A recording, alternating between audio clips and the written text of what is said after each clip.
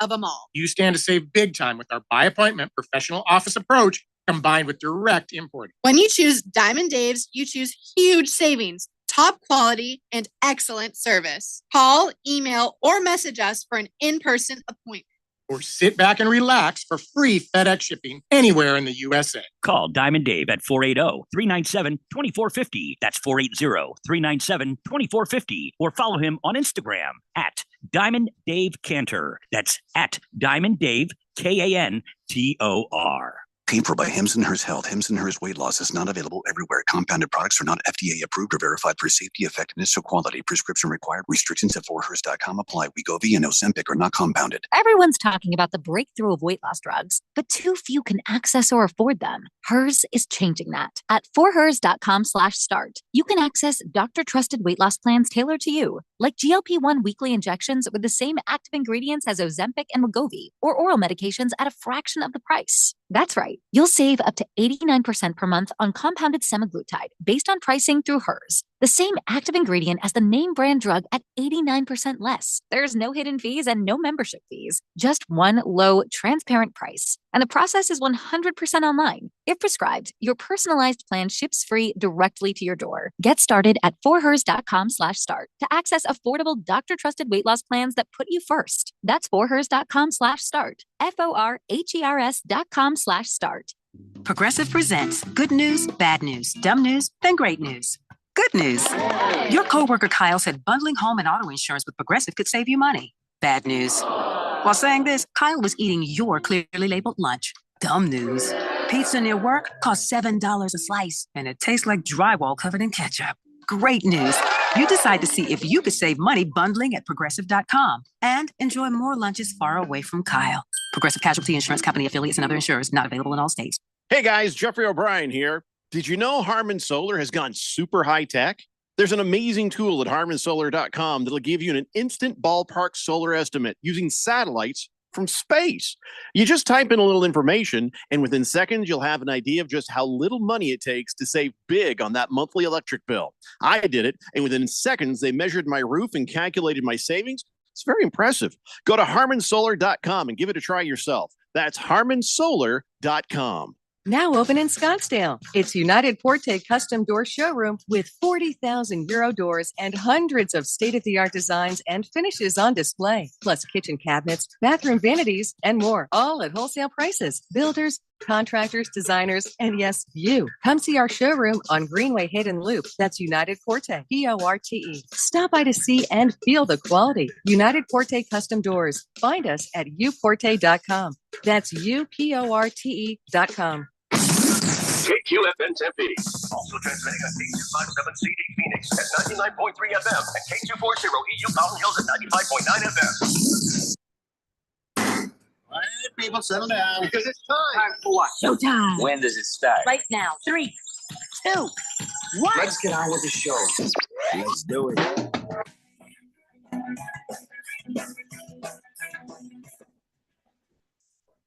All right, hello everybody. It's Friday. You're on the Daily Blender. I'm your good friend, your radio pal, your croakiness, Jeffrey O'Brien. Alongside Randy White was a rumor, might come true a little bit later on. Ralph from Harman Solar being with us, also a rumor, might come true later on. But right now, the only person you can really count on in life, Keon Rose, is on the text line. Now, you can only count on him during times where he's not drinking. So he's not drinking true. right now. That's true. That's true. My voice is shot. You somehow sound more scratchy than yesterday. That's how it works. Yeah. I wasn't even going to be here, but I wasn't sure who else would be here. So I'm here. And, I think as long as I'm not introducing the show, I can get through this. So from here out, in the other hours, someone else is going to have to do it. Might as well be you, Keon. You're the only other person here. Yeah. So I guess that's me. Next man up. Unless you got like a listener on the line that wanted to do it. I wouldn't trust. I wouldn't trust it No. either. I'll be honest with you. I wouldn't trust that. I don't know what's going on. Excuse me. I haven't been coughing until just now. Of course, I haven't really tried to talk that much until now again today. Not sick. My wife will not kiss me. She won't. She's afraid that, like, oh, no. I've seen this movie before. I think you are. And I'm like, no, I feel fine. I just, for whatever reason, voice no worky. So Yeah. not sure why. But we can still chat. Oh no, fifth letter, that's worse. Fifth letter says, I say you just whisper the whole show. The problem with that is it's worse for your throat than trying to do what I'm doing right now. Medically, they have said if you're having throat issues and you try to whisper the whole, it will mess you up even worse. So Wow, I didn't don't know, do that. but also like for 3 hours of whispering, that's going to be, unless you're at Augusta National, like there's just no reason for it. Is that so? Remember, my kids are all but grown, but I do remember Puss in Boots and the Whisperer. The what? The Whisperer. I cannot hear you.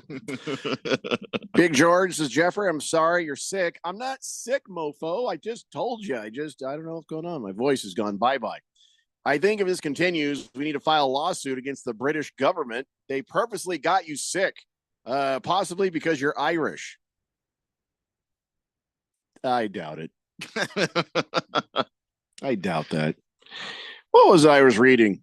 There was something about the Irish. Can't remember what it was. There was something about the Irish, and I saw that, and I was like, well, that seems right.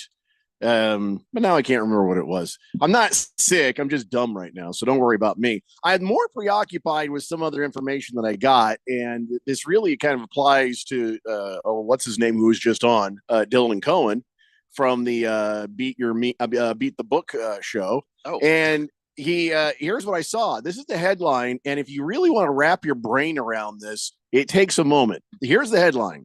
New York sports books rake in record $2.3 billion in bets in October.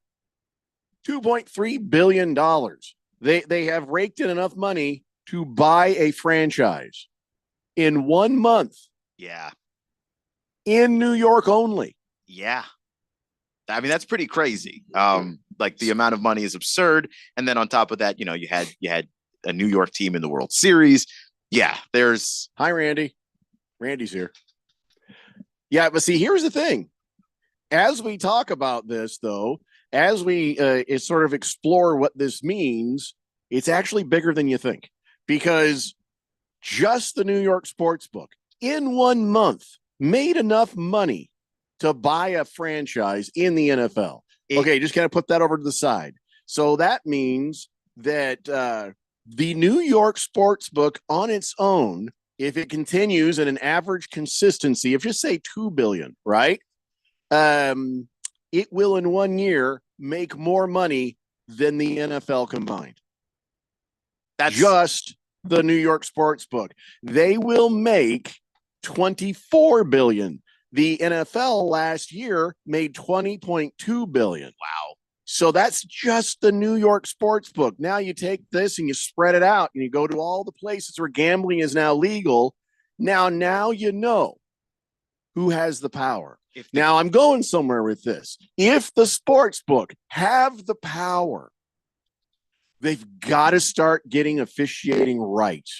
And the NFL doesn't seem to care, but I feel like the sports books do. I feel like that matters to the sports books that these numbskulls and zebra shirts get things right. Am I wrong? Or do they even care either? No, I think they do care.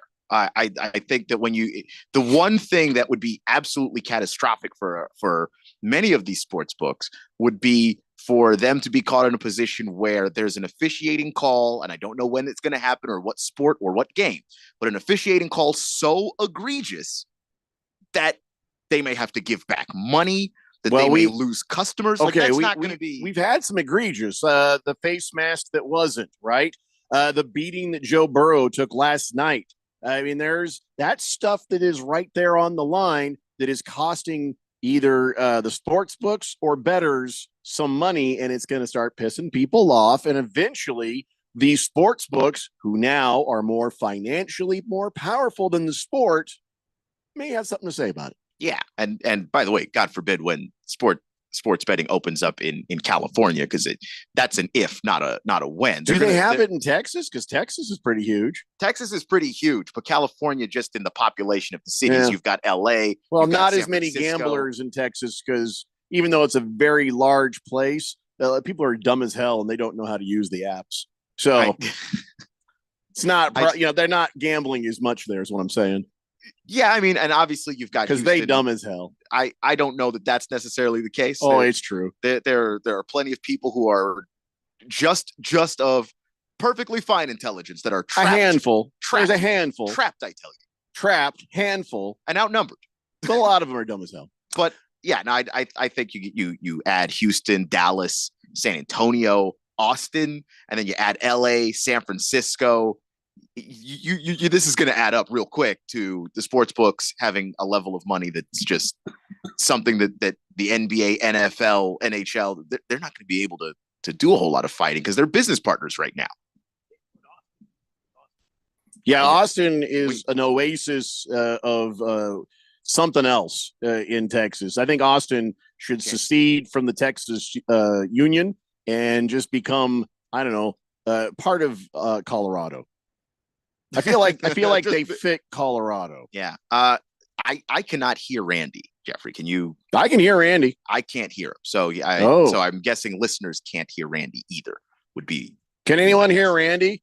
I can hear Randy. I don't know why you can't hear Randy. Are you sure you got the board right? It's where everything is overdubbed. Not to me. No, there he is. There he is. Yeah, Keon just had the board wrong. He's just not used to you being on. So that's true. I've been taking a lot of time off. And somebody you've got it to give, man. When he found out that when Randy found out that the PTO didn't roll over, that changed everything. Well, I mean, they don't give me PTO for it to go unwasted. You see what I'm saying? You using your PTO is giving me PTSD. With Keon? Come on. And other acronyms. What's PTO? Private time off. Personal time off. Yeah. Huh. I don't know what that. I've never. It's an executive thing. You wouldn't understand. Huh. Okay. Gotcha. Latina Leprechaun says, "Hey, now my family comes from Texas. Moved here when I was young. We're not dumb. No, of course not. You got out. You left. Yeah. I used to live in Texas too. Now look at me. Now, keep in mind that Junk Food Jake lives there, and he's a very intelligent young man. Yeah, I said there's a handful. Yeah. And Junk Food Jake, let's be honest, he's a handful. Well, he is a handful. Yes. Hurry Harry hears you now, loud and clear. Moist One says, it's all the fluoride in the water. You're going to start sounding like RFK here pretty soon. Is that what that dude's problem was? Too much fluoride? Because I remember rinsing with fluoride in Oregon. They gave us all like a little spit cup, and then here's the thing. I think we were like second or third graders. You hand us a shot glass and he's like, all right, everybody, put it in your mouth, swish it around. And it was a long time before they said, oh yeah, but don't swallow it. Oh, damn it. Yeah. Well, I swallowed an awful lot of fluoride. Well, look at you now. I mean, yes. Jeez. What did happen to that dude's voice? It's some sort of degen disease, right? I thought was it a disease or was it some sort of a burn? I don't remember the story on that. What did he do? Like some sort of a chemical. He inhaled some sort of chemical that burned him. Well, I'm not saying that, but I'm not saying that as well. So no, magnificent Mr. Mormon. He says, here's what you should do. Talk into the mic like they do on NPR and put everybody driving home to sleep. That's a bad idea. This is Fresh Air from NPR, and I'm Stuart. No, not doing. I mean, it was working. It was working. It just also, that's for you. Snooze alert. Snooze alert. Yeah. T-Licious says, happy Fridays, fellas. Thank God for Jamar Chase last night for my fantasy football. Makes up for me picking the Bengals. Oh, yeah. man. Remember who picked the Bengals yesterday and said, I'm going to whoop your ass in picks this week? Wasn't that Ralph? Wasn't that Ralph Romano? Wait till he comes on, because it was close. It was was 1 point close. loss. I mean, that was an amazing game last night. It was. We'll talk about that a little bit later on before we get too deep into the football stuff. There are just some other things I want to talk about, and that was my whole point about even bringing up the New York sports books, and that was the gambling is way more powerful than the actual sport itself. Does that make you nervous for other reasons? Like So maybe they're going to try to start influencing some things in real time where they see the public has made a bet one way, and then somebody gets in the phone and says, hey, I think this game needs to go the other way. And then, you know what I'm saying? Is that... It's not impossible. I'm sorry, crazier things have happened. There is a reason why this was illegal for a long time. There wasn't no reason. There were games being fixed back in the day. That was a thing that happened. So I mean, you'd hope that it doesn't. You hope that it doesn't. Well, for now, everything is perfectly on the up and up. Mm-hmm. Yeah. Anyway, Donnie, nobody cares about your fantasy football. Ringless Joe says, no, you know what's going on there. RFK, it was a vaccine injury that partially paralyzed his vocal cords. That's not true. What, did they stab him in the neck with the needle? You just made that up. What? Why does RFK sound like that? He has spasmodic dysphonia. That's it. He's a spaz. That's basically it. That's what I say to my dog all the time. Easy does it, Spazzo. Let's see here. Spasmodic dysphonia. I'm still scroll. Oh, here we go. There's no cure for the spasmodic dysphonia, and there are treatments. And but okay, what happened? How did I don't know how you get it.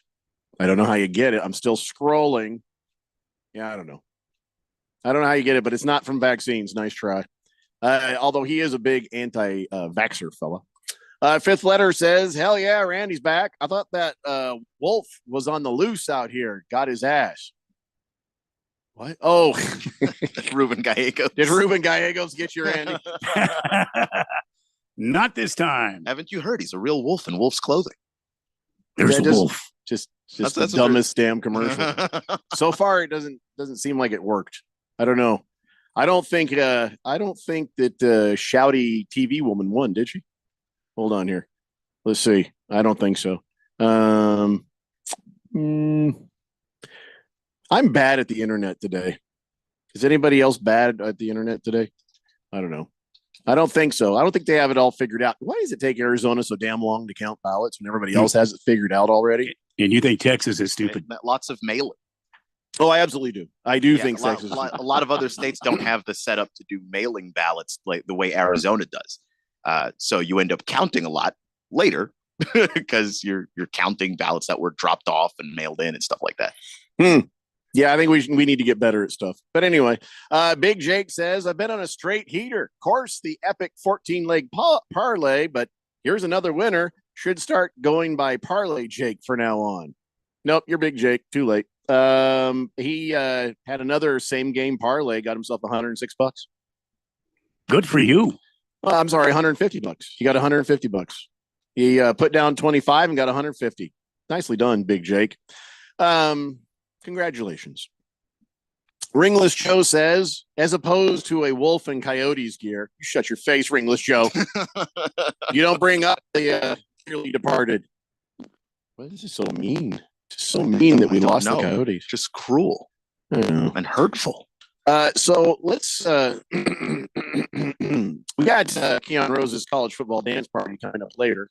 But right now, let's talk a little bit about the Phoenix Suns and their matchup with the Dallas Mavericks tonight. Now, speaking of betting, the Vegas odds are in favor of the Mavericks, but I don't know if I agree with that. I think I'd still pick the Phoenix Suns with tonight's matchup. I know that Bradley Beal, he's always a game time decision. I know that he's going to be out for this game. On their side, Lively is out. That other people are out. Washington and Exum are out. I don't know. Why are they giving the edge to the Dallas Mavericks? The way the Suns have been playing versus the way the Mavericks have been playing. Yeah, that I'm not 100% sure on, and I don't know if that's something where the line has moved there recently or what have you. Right now, I'm looking at Dallas favored with 2.5. Yeah, I don't know why that is, to be honest with you. The Suns have won 6 games in a row and beat the Mavericks earlier in the season, 114 to 102. I believe the first of the 6-game winning streak was the Dallas Mavericks, and Kevin Durant has been playing insane basketball. I mean, the guy just, the Suns are hanging around in games, and then third quarter, late third quarter, early fourth quarter, closer Kevin Durant gets activated and he takes over the game. I do not have a clear reason on why that is. I saw the Suns were the underdog, and I just went ahead and just bet them. So I couldn't tell you. Magnificent Mr. Mormon, that's a good way to get blocked. He says, how about my Utah Hockey Club? That's yeah. Yeah, that'll get you rung up. I'll send you one of the lower heavens you're probably headed for anyway. Strike one. You may not get a strike two. You don't even get the Mormon shade I just put on him. I said one of the lower heavens that you're going to end up in anyway. Bring up. Don't you keep our Coyotes name out your mouth. I don't want to hear about that ever again from you. He didn't mention the Coyotes. He said his Utah hockey team. I know, that's ours. Shut your face, magnificent Mr. Mormon. It's not ours anymore. Big Jake says, from a betting standpoint, Nurk always follows a great game with a bad one. So I would take his unders tonight. I imagine they do need to be washed. I mean, why would you take his unders? Doesn't he Wouldn't you rather have his jersey? He wears the same chonies for like 3 games in a row, isn't it? Definitely don't want to take his unders. Yeah. Stanky. I know that Nurkic has been playing better basketball as of late. Stanky Pants. That's a good texture nickname. Stanky Pants. Back-to-back double-doubles for Jusuf Nurkic is not exactly bad game followed by bad game. Don't you think Stanky Pants is pretty good, though? Maybe. I know you're trying to make a point, but I'm sort of just like, really, I like Stanky Pants. Why don't we have a texture named Stanky Pants? That's a great question. That's all right. But anyways, about Nurkic. Yeah. So he is having a good game or having a bad game doesn't always mean a win or a loss for the Suns, though. It doesn't, but also the way he's been trending lately. Like if you just look at the games that they've played lately, he had a good game against Philadelphia. And then he had an even better game against Miami. It looks like he's starting to figure out what his role on the team is, what his role in the offense is. He's more confident as a result of it. And making that space around the basket, grabbing rebounds, like that's a big part of what he's asked to do. But he's starting to show a lot more confidence shooting the 3 ball, which if you're a big and you're playing for Mike Budenholzer, you have to do. King of Kitten says he dropped off his mail-in ballot on election day at the poll location, walked right past a few dozen voters who were standing in a line that wrapped around the building. I had a big smile on my face, walked right up, dropped in the box, and quickly left. You're allowed to do that? It's like calling ahead at Chipotle? Oh, yeah. Because people in Chipotle want to murder you when they see you walk in, go up and grab your stuff and leave. They hate that. Yeah. People at Disneyland, when you have the Fast Pass, they hate when they see you walk up there, get on the ride, and there's still 45 minutes left in line. Buy the Fast Pass, man. That's not so easy for everyone. Yeah, it's already insanely expensive to go to Disneyland. If you can't afford the Fast Pass on top of that, I understand. Don't complain. Do you know what the poor man's Fast Pass is? What's that? Put one of the members of your party in a wheelchair. Oh, well, and then you get to roll right up, and it doesn't cost you anything extra. You're just your morality, but nothing. Yeah, that's all. Nothing monetary. No, I've seen people do it, and I'm just like, shame on you. But on for not telling me about this sooner. on election day, though, I actually got in line, and I had my ballot to drop off, and then some guy walked up to me and said, "No, you can just go in there and drop it off and leave." And I was like, "Oh, thank goodness." This was a very long line. Did you feel the lasers in the back of your head as you walked up there? Yes, because there was a lady that was very nice to me, and she said hello, and I like your shirt. And then the guy told me, and she gave me the iciest stare. You got the euchre. Oh, I must be in the front row. I'm going to leave this parking lot right now before people get pissed off. Ringless Joe says they still haven't named the team in Utah. Thought it was going to be the Yetis. Who gives a crap anymore? Don't care what it's called. Who cares? Swazman just sent me a picture of him throwing a live grenade when he was in the Marines. Veterans Day on Monday, Marine Corps birthday, Sunday. Good job, everybody who served. We're all cogs in the military machine. Yep, there he is. Can I just give you a little tip, though? I see you. He's holding the grenade and his arm is like this. It looks like you threw your gun and we're holding onto the grenade. It just, I figured that you worked that out seconds before the thing went off in your hand like a Dodger fan. But yeah, the picture does look like his arm is this way and he's got the grenade like this. And I'm like, well, I don't know what's going on here, but you have not thrown it yet, if that's what you think.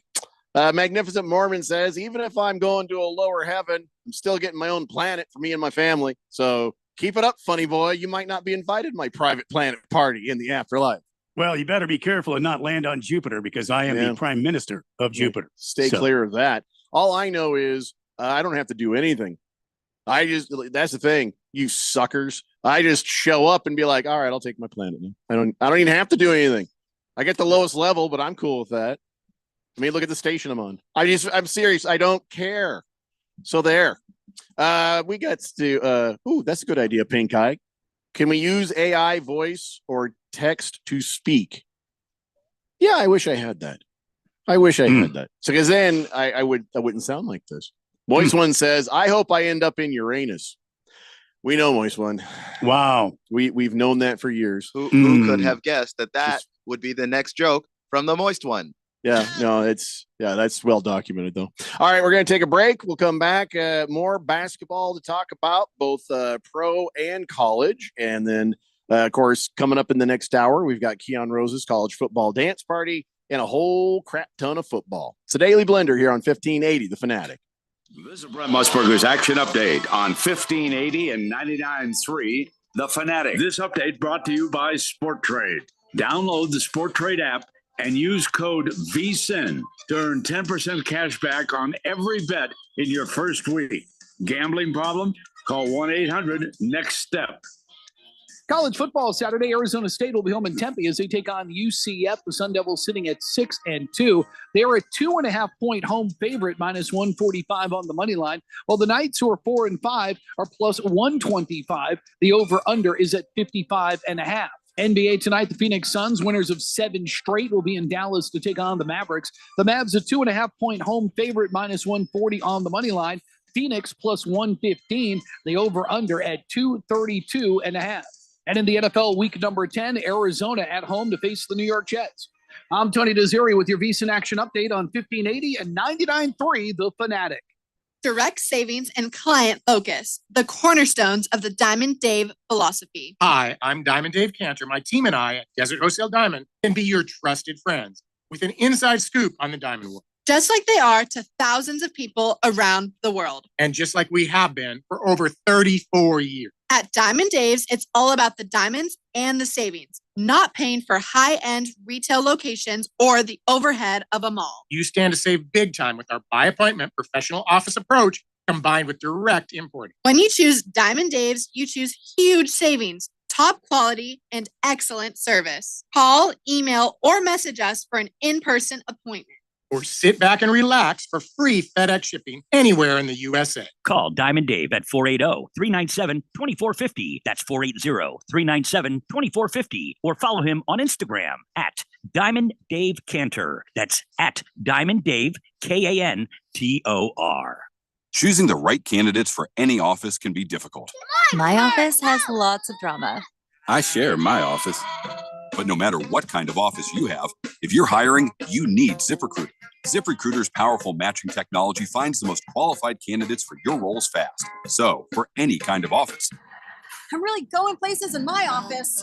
count on ZipRecruiter to find the right candidates for it. Try ZipRecruiter for free today at ZipRecruiter.com/free. That's ZipRecruiter.com/free. Let's say you've got questions. You're looking into solar, but you don't know where to start. Well, Harman Solar has the answers. Hi, I'm Jeffrey O'Brien, and listen, there's a couple of ways you can go here. One, visit harmansolar.com, browse around, because right across the page, they got links to all sorts of great information, like frequently asked questions, equipment, tax credits, even testimonials. Or just give them a call, 800-281-3189. Ask them directly. They'd love to hear from you. That's 800-281-3189. Or just go to harmansolar.com. In most countries of the world, Porte means door. United Porte Custom Doors, located in the Scottsdale Airport Design District, is now open with over 40,000 European doors, all in stock, ready for delivery, and at wholesale prices. Designers, contractors, builders, and yes, you. Come see our showroom on Greenway Hayden Loop. That's United Porte, Porte. Stop by to see and feel the quality at United Porte Custom Doors. Find us at uporte.com. That's uporte.com. Sunday night is football night on the Fanatic. This is an epic game for Sunday Night Football when the Detroit Lions make the cross-country trip to face the Houston Texans. Jared Goff and the Lions look to stay hot, but C.J. Stroud and the Texans look like they might defend their turf and get on the right track as playoffs approach. Lions, Texans. Your home for the NFL in the Valley is 1580 and 99.3 The Fanatic.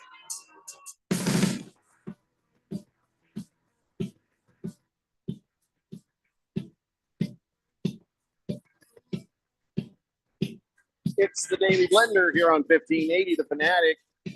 Hey, Keon, you want to see me give Randy a visual orgasm?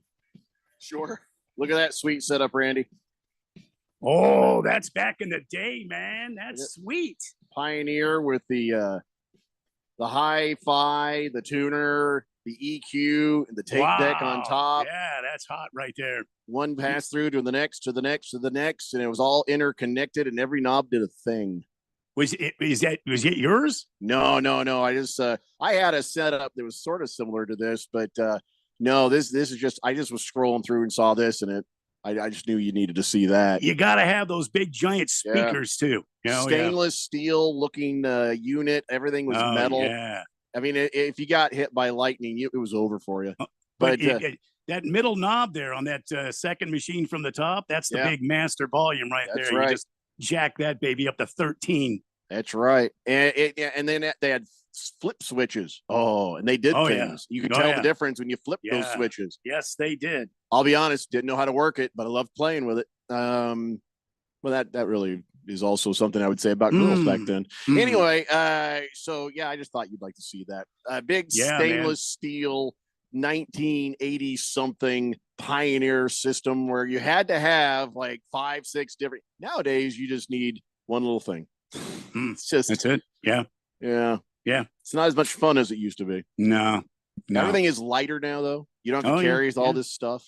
That's true. That's the speakers. I think the speakers are lighter now too. Oh my God, yes. So fifth letter says, Randy, are you going to the races this weekend? Nope, won't be out there.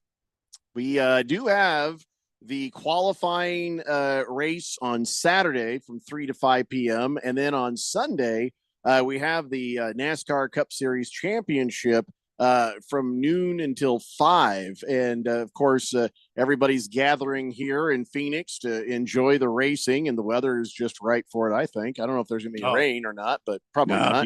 Beautiful weekend on tap. Maybe some winds, which is not uncommon this time of year, but man, just going to be beautiful this weekend.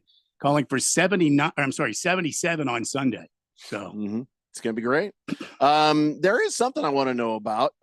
What's the deal with Michael Jordan's race team getting denied charter status? And they're like, it's because you're suing us. That's why. What's going on with that? Do you know?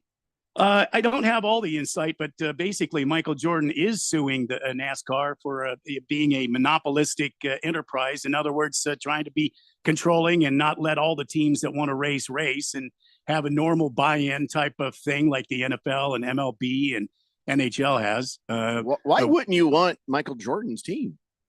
Well, I mean, I think you would, but for many years, 60 some odd years now, 70 some odd years, it has always been one way, and you had to buy your way in by attaining what they call a charter. And you can only get a charter from teams that have a charter. And those teams have gotten it from other teams in the past that were able to buy a charter. Generally, you buy it from another team that's breaking up and has a charter and is getting out of NASCAR for whatever reason. But that's the only way you can get a charter. Now, you can race in NASCAR. You can go and try to race your way in to races. But if you have a charter, you're automatically in all the races. You go out and you basically race for where you're going to start. but you're going to be on the starting grid with a charter, and it gives you many perks that a lot of people talk about, and then those old mom and pop teams, the teams that used to be what NASCAR was all about. I mean, Richard Petty started in his garage building race cars with his dad and his uncle, and they got started that, and you see what happens there. There was no charter thing going on, but when the France family organized all these guys, these moonshiners that were, running moonshine in the hills of North Carolina, they got these guys organized. They had to buy charters, and they had to come under the the law of NASCAR, which was basically the France family. So the France family were building tracks, and they were promoting races, and it's got its pros, but it also has its cons. So Michael Jordan wants freedom for all to be able to race and not have this burden of a charter. So, and the charter can cost you, tens of millions of dollars. So in some cases, depending on what charter it is, could cost you $100 million to get a charter. So do you have a better idea, a better way of doing these things? Well, I mean, I think the governance of NASCAR on these race teams is a good thing, and I think the way NASCAR doles out disciplines to teams that try to break the rules, try to cheat, or get on track, get a little hairy and try to take it out on another team by crashing their equipment, especially these smaller teams that can't afford to have top end equipment all the time. I think it's a good thing. Now, I also think it's a bad thing because now if you don't have a charter, you're behind the eight ball from the very get-go, and you can't get into races because you don't have top end equipment. You don't have the big corporations like Hendrick Motorsports or Pennzoil. I'm sorry, not Pennzoil. Penske Racing. Some of those teams, Gibbs Racing, they have these, $1 billion corporations that are putting 3, 4, sometimes 5 cars on the track, given the race, and they're able to fly around, and you'll see a lot of private jets this weekend if you live in the West Valley. All the jets from these NASCAR teams flying in to Goodyear Airport, and those are the big teams. Now you'll see like 18 wheelers come rolling in. Some of them are much nicer than others, and those others are the ones that are trying to race their way in out at Phoenix Raceway this weekend to try to get some part of that pie that they dole out for guys that make the race. So it's intriguing, and I think it's interesting to watch to see how this is going to go. I mean, we're talking 70 plus years of NASCAR running it one way, and now Michael Jordan is challenging the franchise. But isn't that what Michael Jordan did when he broke into basketball too? He kind of changed the way the NBA looked and how it operated. And he brought, a lot of fame and fortune to the NBA because the NBA wasn't doing real well. They weren't enormously successful before Jordan came in and kind of changed the entire game, the look of the game. It wasn't doing layups and junk like that. It was a guy that would take off at the, at the top of the key and fly in and jam a basketball. It was exciting to watch. And now you turn the TV on every night, and what you used to see Michael Jordan do, I mean, all the teams are doing it. All these guys that are playing are doing a lot of Michael Jordan stuff. So yeah, but there's a difference between leading by example, playing the game, and trying to assert your will over an established setup of how ownership and how the structure is, which I'm all for, because damn the man. But this is a bit different than when he showed up to play for the NBA. Damn the man. It is a little different, but I think what Randy's trying to say is what if he's able to accomplish this, it doesn't just help him, it helps everybody else. Oh, yeah. Right. That's going to come after. Well, then go get him, Michael Jordan. That's all I can say. Yeah. 888-368-1580. So, you know how time goes by, and I gave little girl a ride to school this morning. And so it was kind of chilly out. So I put on my jacket. And as we're walking out, she's walking behind me, and she's all, what's with the black leather emo jacket? I'm like, what? I'm just wearing a leather jacket. This is just a leather jacket. It just happens to be black. I'm like, I don't think it makes me emo. It's just a black jacket. I think emo is the person in the jacket, not the jacket itself. I just was kind of like, okay, so I guess I'm too old to wear a cool leather jacket now. And I just got to say that Vivek Ranadive, if that's how you say his name, the owner of the Sacramento Kings, probably just put it into that. He's wearing a "They Not Like Us" shirt. Oh. So there goes that. That is no longer cool or trendy because once this guy shows up wearing a shirt, it's over. It's just nope. Everybody takes theirs off, burns them. Yeah, just you never wear them again. My dude, you are a billionaire. You are the they. That's not like us. Okay, anyway, whatever. That's fine. Well, you know why? Because he was supporting DeMar DeRozan. I understand. Who's from still, Compton. I get it. It's when just, a guy who looks like this wears "They Not Like Us." I'm gonna pretend I didn't see that. I'm just gonna leave it up all the time, so you can't pretend. I mean, you could leave it up as much as you want to. I have to leave this building at some point. I'm just gonna pretend I didn't see that. Wow. I'm gonna have this like mounted right above the console in there for you. Wow. So yeah, so somebody explain to me. I still am not clear here. So Drake, he beefs with somebody, not DeMar DeRozan usually. Kendrick Lamar. And so Drake said some bad things about DeMar DeRozan. Something like if he gets his jersey up there in the rafters, he'd come take it down. And then they just started a whole back and forth. Well, yeah, because DeMar DeRozan is from where Kendrick's from. So they're close. Okay, so that's why Drake. I still don't understand what these guys are fighting over. I don't. He just hates the man. That just everything he stands for and represents. Who hates who worse? Kendrick hates Drake worse. I'm on Kendrick's side a little bit. I mean, yes. You too? I think you should be. Okay, I think everyone should be. Oh, okay. Yeah. Tell you what to believe. You think we're going to start a big thing here with Drake fans and Kendrick Lamar fans fighting it out? I mean, that was essentially Twitter this entire summer. I was going to say, promise. I don't care what happens to either of them, but I don't like Drake. I know that. Every time he loses a bet, makes me happy. And my whole opinion is just, I don't know, him running over and massaging Nick Nurse during the NBA Finals. I'm like, yeah, what's going on here? Just sit down, sit down, wheelchair actor. I mean, we don't need this. I don't know. Wheelchair actor. Oh yeah, he was. That's how he got started. He was in some Nickelodeon show where he just pretended to be in a wheelchair. I don't know the show though. I forget the name of the kid, but yeah, he's in a wheelchair. Yeah, and then he started rapping or something. And again, I still can't pick any of his songs out of a lineup, but I can't pick out Kendrick's either. Good for you, mercifully, at least on the Drake side of that. You're not missing a whole lot. Well, whatever the case, Vivek Ranadive's like, I'll end this. And he wore the shirt, and now that saying is over. Just over. Nobody's going to say it again. I don't think Vivek is lame enough all by himself to kill that, but he is close. An old white guy wearing a shirt. Yeah, I think he's Indian, but still, he's close. Moist One says Degrassi was Days of Our Lives for young teens. Even more reason I wouldn't watch it. Ringless Joe says Drake likes the Toronto Raptors. He's a dinosaur. NFL Blitzer says this Drake and Kendrick beef is kind of lame, to be honest. It's trash. I disagree. I had a great time. Really? Yeah.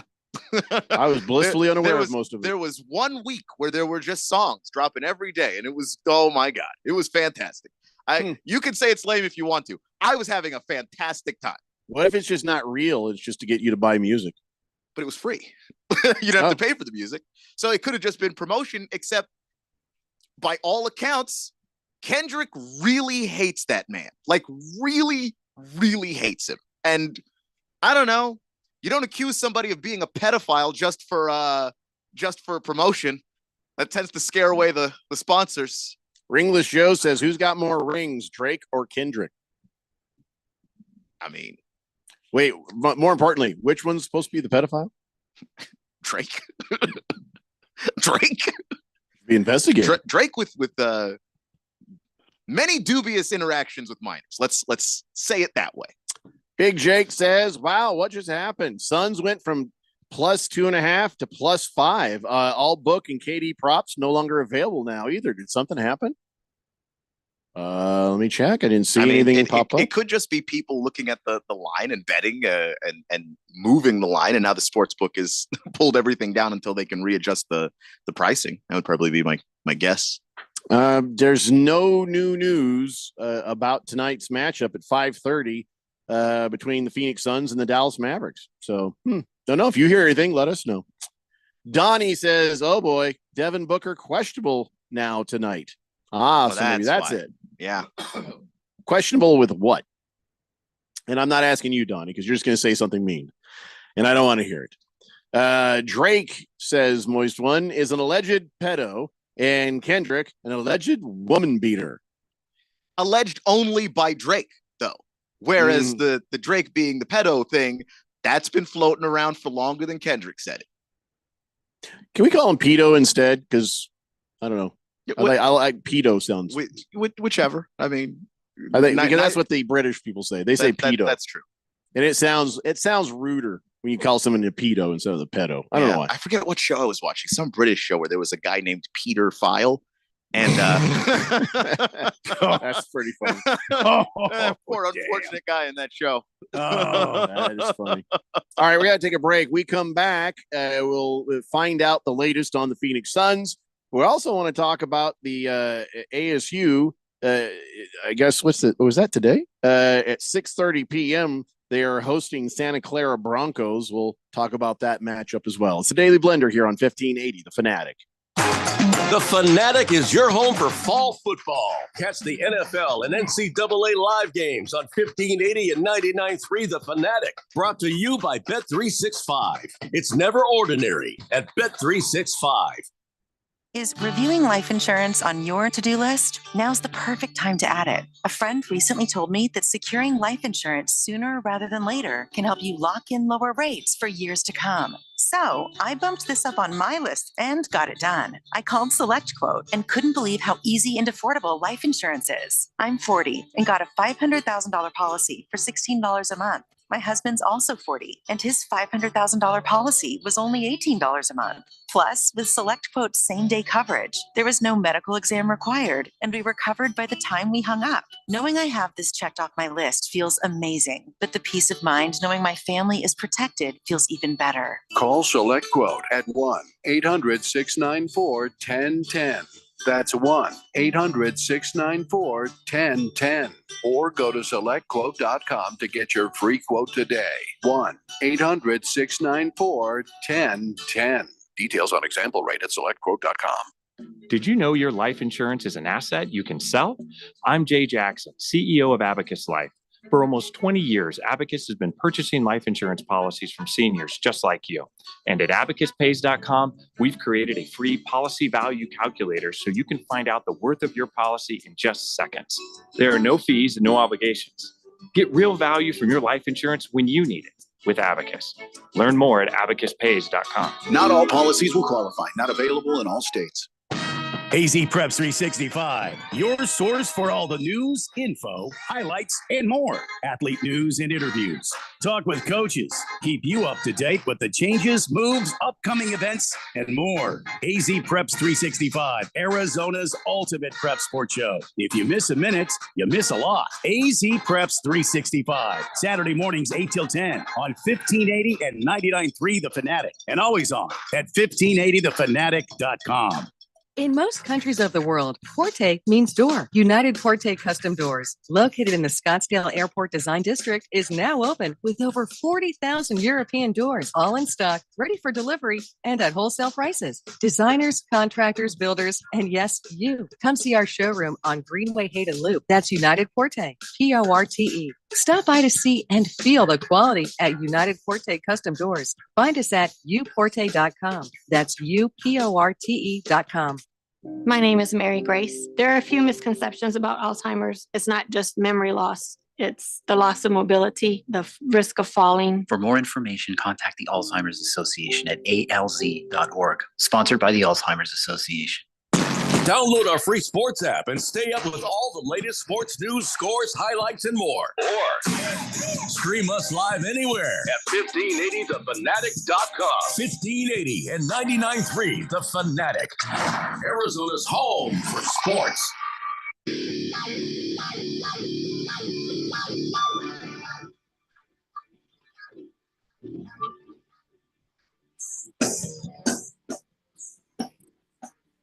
Stay Blender here on 1580 The Fanatic.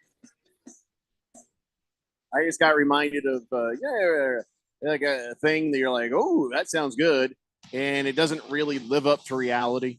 You know, it doesn't really live up to your expectations.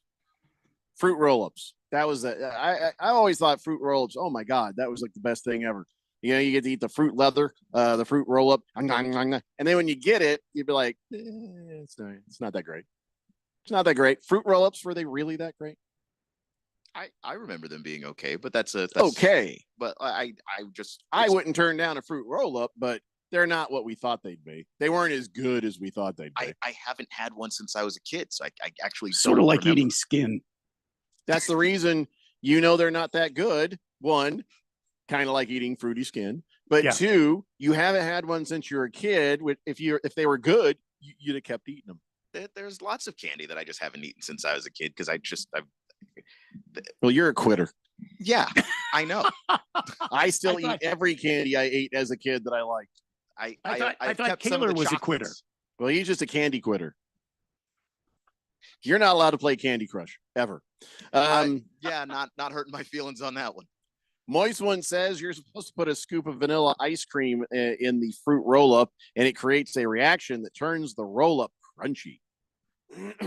Again, sort of like eating skin. Yeah, very much like eating skin. Hefty Lefty says, sticky, delicious skin. All right, well, maybe just me. But yeah, I'm just saying. Wasn't that great. Anyway, so do we find anything about the Phoenix Suns? I was not able to find any news. I was looking. I didn't see anything about Katie and Book not playing tonight. I know last night Booker was very vocal about who the stud on the team is, and Kevin Durant. He said Kevin Durant's an MFer because it's Kevin Durant that's closing these games out for the team. Did he say whose mom?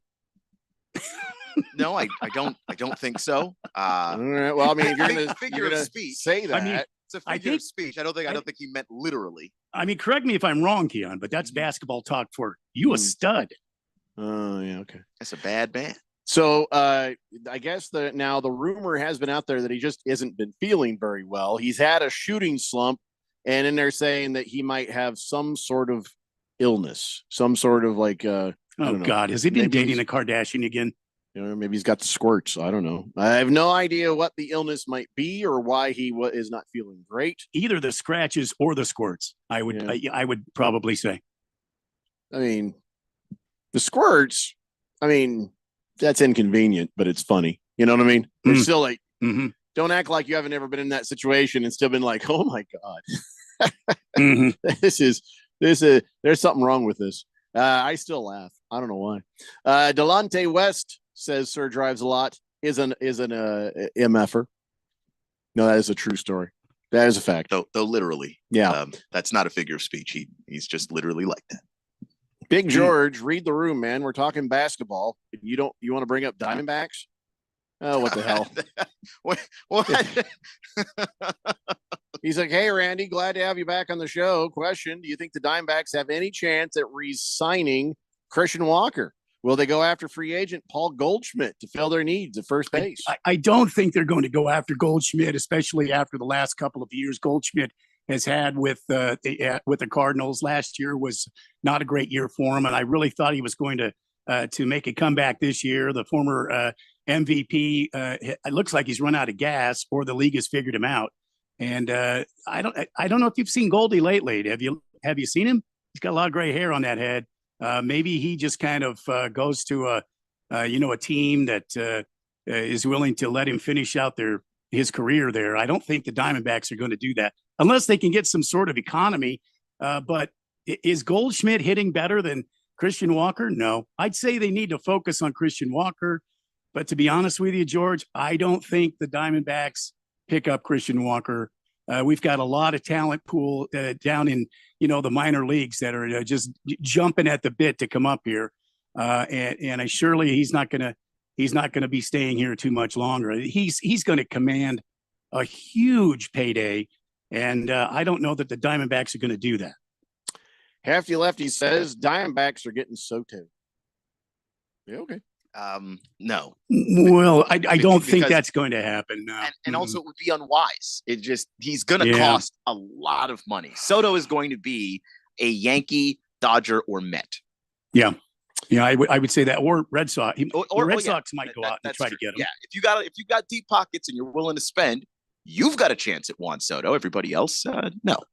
Fifth letter says my Angels will pay Goldie 5 years, $150 million. Well, I mean, good luck, Angels. Maybe that's why you can't seem to make it to the playoffs. The Angels remind me of what the Commanders used to be back in the late 90s, which is everybody in the league knew that if you wanted to go play football for one last payday, you went to Washington. Not because it was good, because they'd pay you. That's the Angels. If you really want one last payday in Major League Baseball, one last big contract, and you don't mind never winning anything of note ever again, go to Anaheim. Be an Angel. See, I don't think Goldschmidt is that kind of a. I don't think he is either. Though. I mean, he's really well. Fifth letter says exactly. We pay stupid money for players past their primes. Horrible.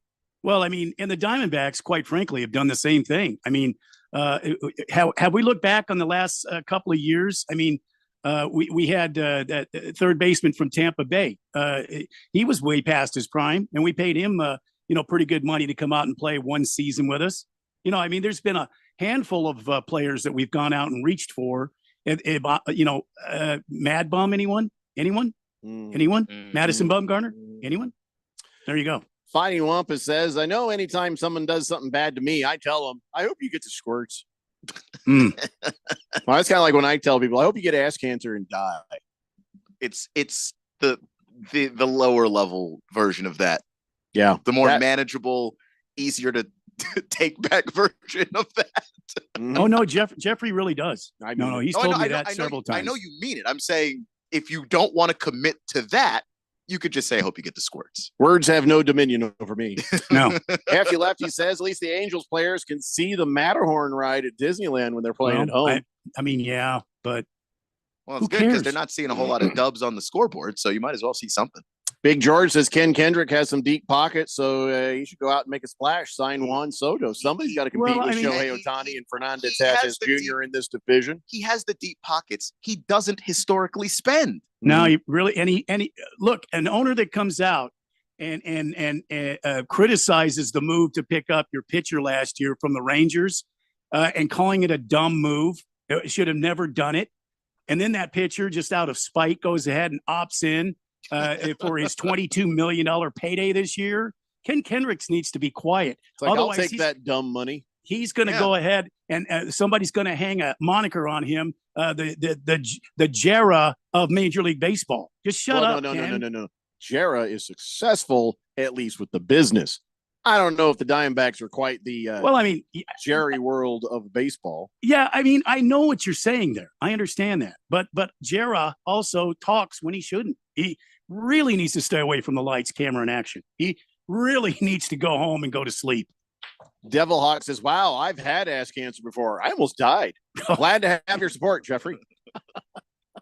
Well, I didn't know you then, and I didn't wish it on you. But listen, feel free to wish it on anyone.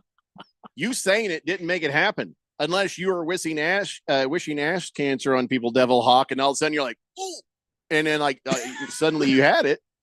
Well, that's between you and your karma. 888-368-1580. Oh, man, we don't have enough time now. I wanted to talk about ASU basketball, which is undefeated right now. By the by. Yeah, don't get used to it. But still, they're playing Santa Clara Broncos tonight. So we can talk about that when we come back. The Lopes are going to be in action tomorrow night. And, of course, we got a bunch of football to talk about. So let's be ready for it. We got 2 hours left to go after this hour. If anybody's done the math, that means we're doing 6 hours. 6 6 hours of radio. Six. Yeah, I took my shoes off, counted. But I think there's only 2 left. For some reason, that makes sense. Now I said it doesn't sound right. We better do the math during the break. All right, I'll take my shoes off. So the show's over? No, we have 2 more hours. All right, that's right. Sorry. Yeah. All right, so I've already listed off all the crap we're going to do when we come back. So you can just sit there and fantasize about us for the next 4 minutes, and we'll be back. It's Daily Blender here on 1580, The Fanatic. Ooh. Must qualify for enrollment. Results may vary. We all hear the radio ads about the IRS. They tell you to be afraid, to be scared, and they try to frighten you into calling. I'm not here to do that. Tax Relief Advocates is different. TRA is here to tell you that if you owe money to the IRS, whether it's $5,000, $50,000, or $500,000, we have a solution. It doesn't matter if you're sitting in your car, at work, or with your kids. No matter where you are, call now. 800-575-8695. Don't lose hope. TRA can eliminate or reduce what you owe to the IRS. Generous programs are now available that can give you a fresh start. Our passion is taxes and helping individuals fix their IRS problems. We have over 1,000 5-star reviews on Google and an A+ with the Better Business Bureau. You don't need to be afraid of the IRS any longer. End your tax nightmare today by visiting us online at TRA.com or call 800-575-8695. That's 800-575-8695. Tax Relief Advocates. Real solutions for real people. Direct savings and client focus, the cornerstones of the Diamond Dave philosophy. Hi, I'm Diamond Dave Cantor. My team and I at Desert Wholesale Diamond can be your trusted friends with an inside scoop on the diamond world. Just like they are to thousands of people around the world. And just like we have been for over 34 years. At Diamond Dave's, it's all about the diamonds and the savings, not paying for high-end retail locations or the overhead of a mall. You stand to save big time with our by appointment professional office approach combined with direct importing. When you choose Diamond Dave's, you choose huge savings, top quality, and excellent service. Call, email, or message us for an in-person appointment. Or sit back and relax for free FedEx shipping anywhere in the USA. Call Diamond Dave at 480-397-2450. That's 480-397-2450. Or follow him on Instagram at Diamond Dave Cantor. That's at Diamond Dave, Kantor. Everybody's got a podcast these days. Comedy, politics, true crime, you name it. But how many actually teach you anything useful? Harmon Solar has an entertaining podcast that is vital if you've been thinking about looking into solar, but you don't know where to start. Ralph and Ben explore the intricacies of utilities, equipment, processes, and more. Their primary objective is to educate and empower you to make informed decisions on your solar journey. So increase your knowledge, not your bills. Go check it out right now. It's the Harmon Solar Podcast at harmonsolar.com. The GCU men's basketball squad is coming off their winningest season in 35 years, their third trip to the NCAA tournament in 4 years, and their first ever NCAA tournament victory. Returning 4 of their 5 starters in Ray Harrison, Colin Moore, Duke Brennan, and reigning WAC Player of the Year Tyon Grant Foster, the Lopes look to defend their WAC titles and make a run to the Sweet 16. With a non-conference slate, including Stanford, Georgia, and crosstown rival Arizona State, you won't want to miss a moment of the action. So join me, Michael Potter, and Lopes insider Paul Coro all season long, right here on the home of the Lopes, 1580 The Fanatic. Lopes up. KQFN Tempe. Also transmitting on K257CD Phoenix at 99.3 FM and K240 EU Mountain Hills at 95.9 FM. All right, people, settle down. Because it's time. For what? Showtime. When does it start? Right now. 3, 2, 1. Let's get on with the show. Let's do it.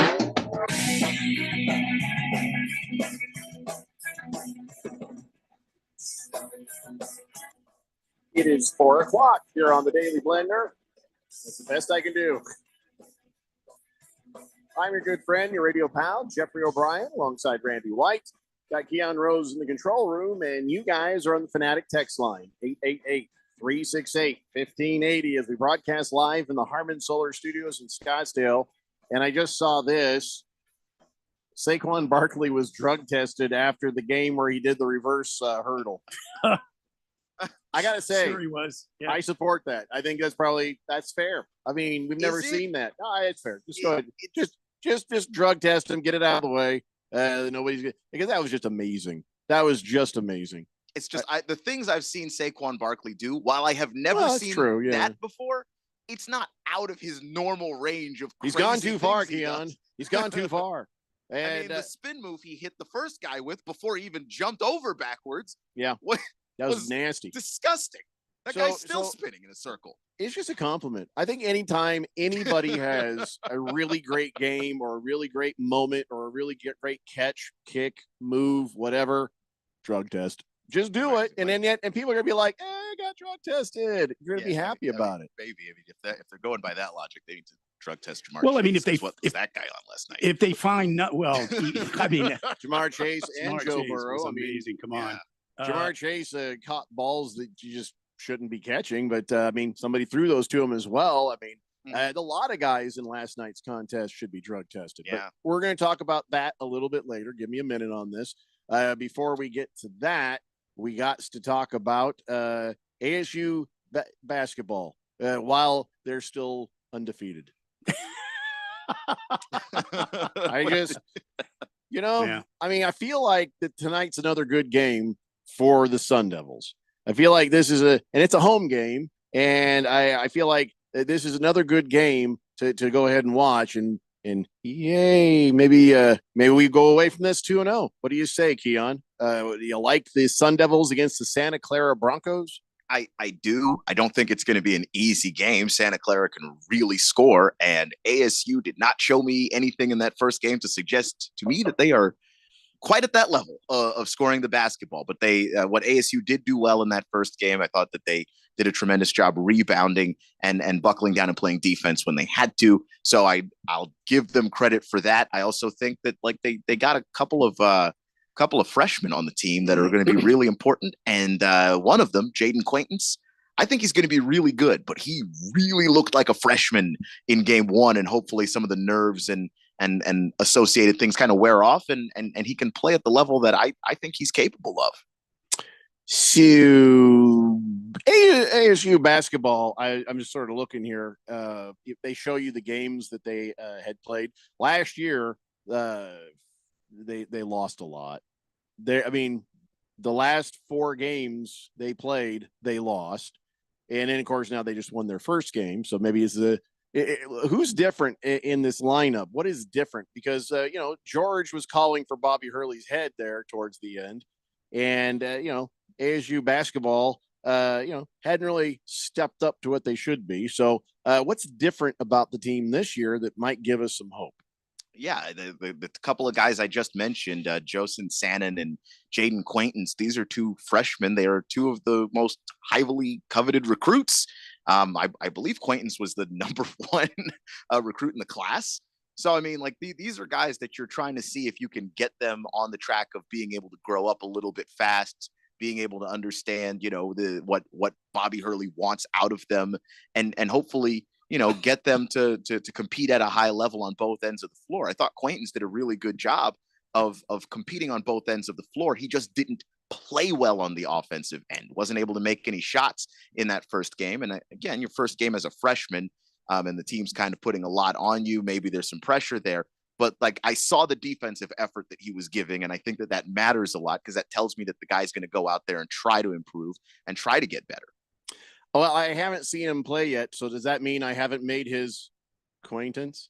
I see what you did there. Yeah.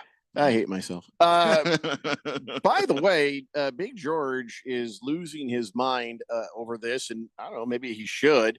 He says, can we talk about how the Big 16, how bad they are with the TV deals?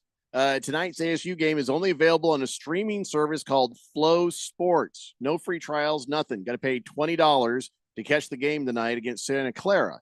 So I love the ASU, but I'm not paying for that one game. He says, I miss the Pac-12 days when I could just watch the games in the Pac-12 network. Yeah, what's going on with this? And I can't. Wow. Remember how long ago it was? The idea that you could say I missed the Pac-12 network is a wild thing, because that was only Georgia saying that network was floundering the entire time it was alive. Yeah, I don't know exactly what this is. I have no idea what to tell you about that. I'll try. Not even locally. There's nowhere we can watch this locally, huh? I was not aware of that, Big George, but I bet there's tickets still for sale. That's if you're really a fan. That I guess that's something you can do. Hey, but I'll tell you what. For the broadcast, Grand Canyon University basketball also undefeated. They are at home against the Western Kentucky Hillbillies on Saturday night. I don't at think it's the 6 p.m. Hillbillies. Oh, Hilltoppers. Yeah, it's Hilltoppers. There you go. Yeah. Isn't that kind of the same? No. thing? No. Isn't that pretty much exactly the No, same? Nah. it's quite No, literally not even. not. Yeah, What the hell's a Hilltopper? It's I think it's I have no idea. There's What a the thing where hell there's a is hill, Hilltopper? and I think that would be the top. What is a hilltopper? And is that the mascot? I mean, a hilltopper is a student at Western Kentucky University. I'm not kidding you. it means That's nothing what to it me. says. Because they have the school is built on top of a gigantic hill, and you have to walk all the way up this hill to go to any of the classes, and thusly you are a hilltopper if you go to Western Kentucky and go to class there. Mm-hmm. There's just a little piece of me is angry right now about this. Mm.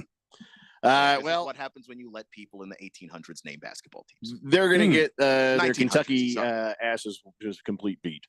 They're going to take a tremendous beat down. Now wait a minute. I mean, if the basketball team has to walk up this hill and down this hill every day, Well, I didn't say they didn't have good thighs and calves. They I might- just said they're going to get beat in basketball. they might beat the hell out of GCU. I mean, they might be so fast and jump so high because of these muscular legs. Are you kidding me? This game is not over yet. Be Too careful. muscular, and they're be not able careful. to run.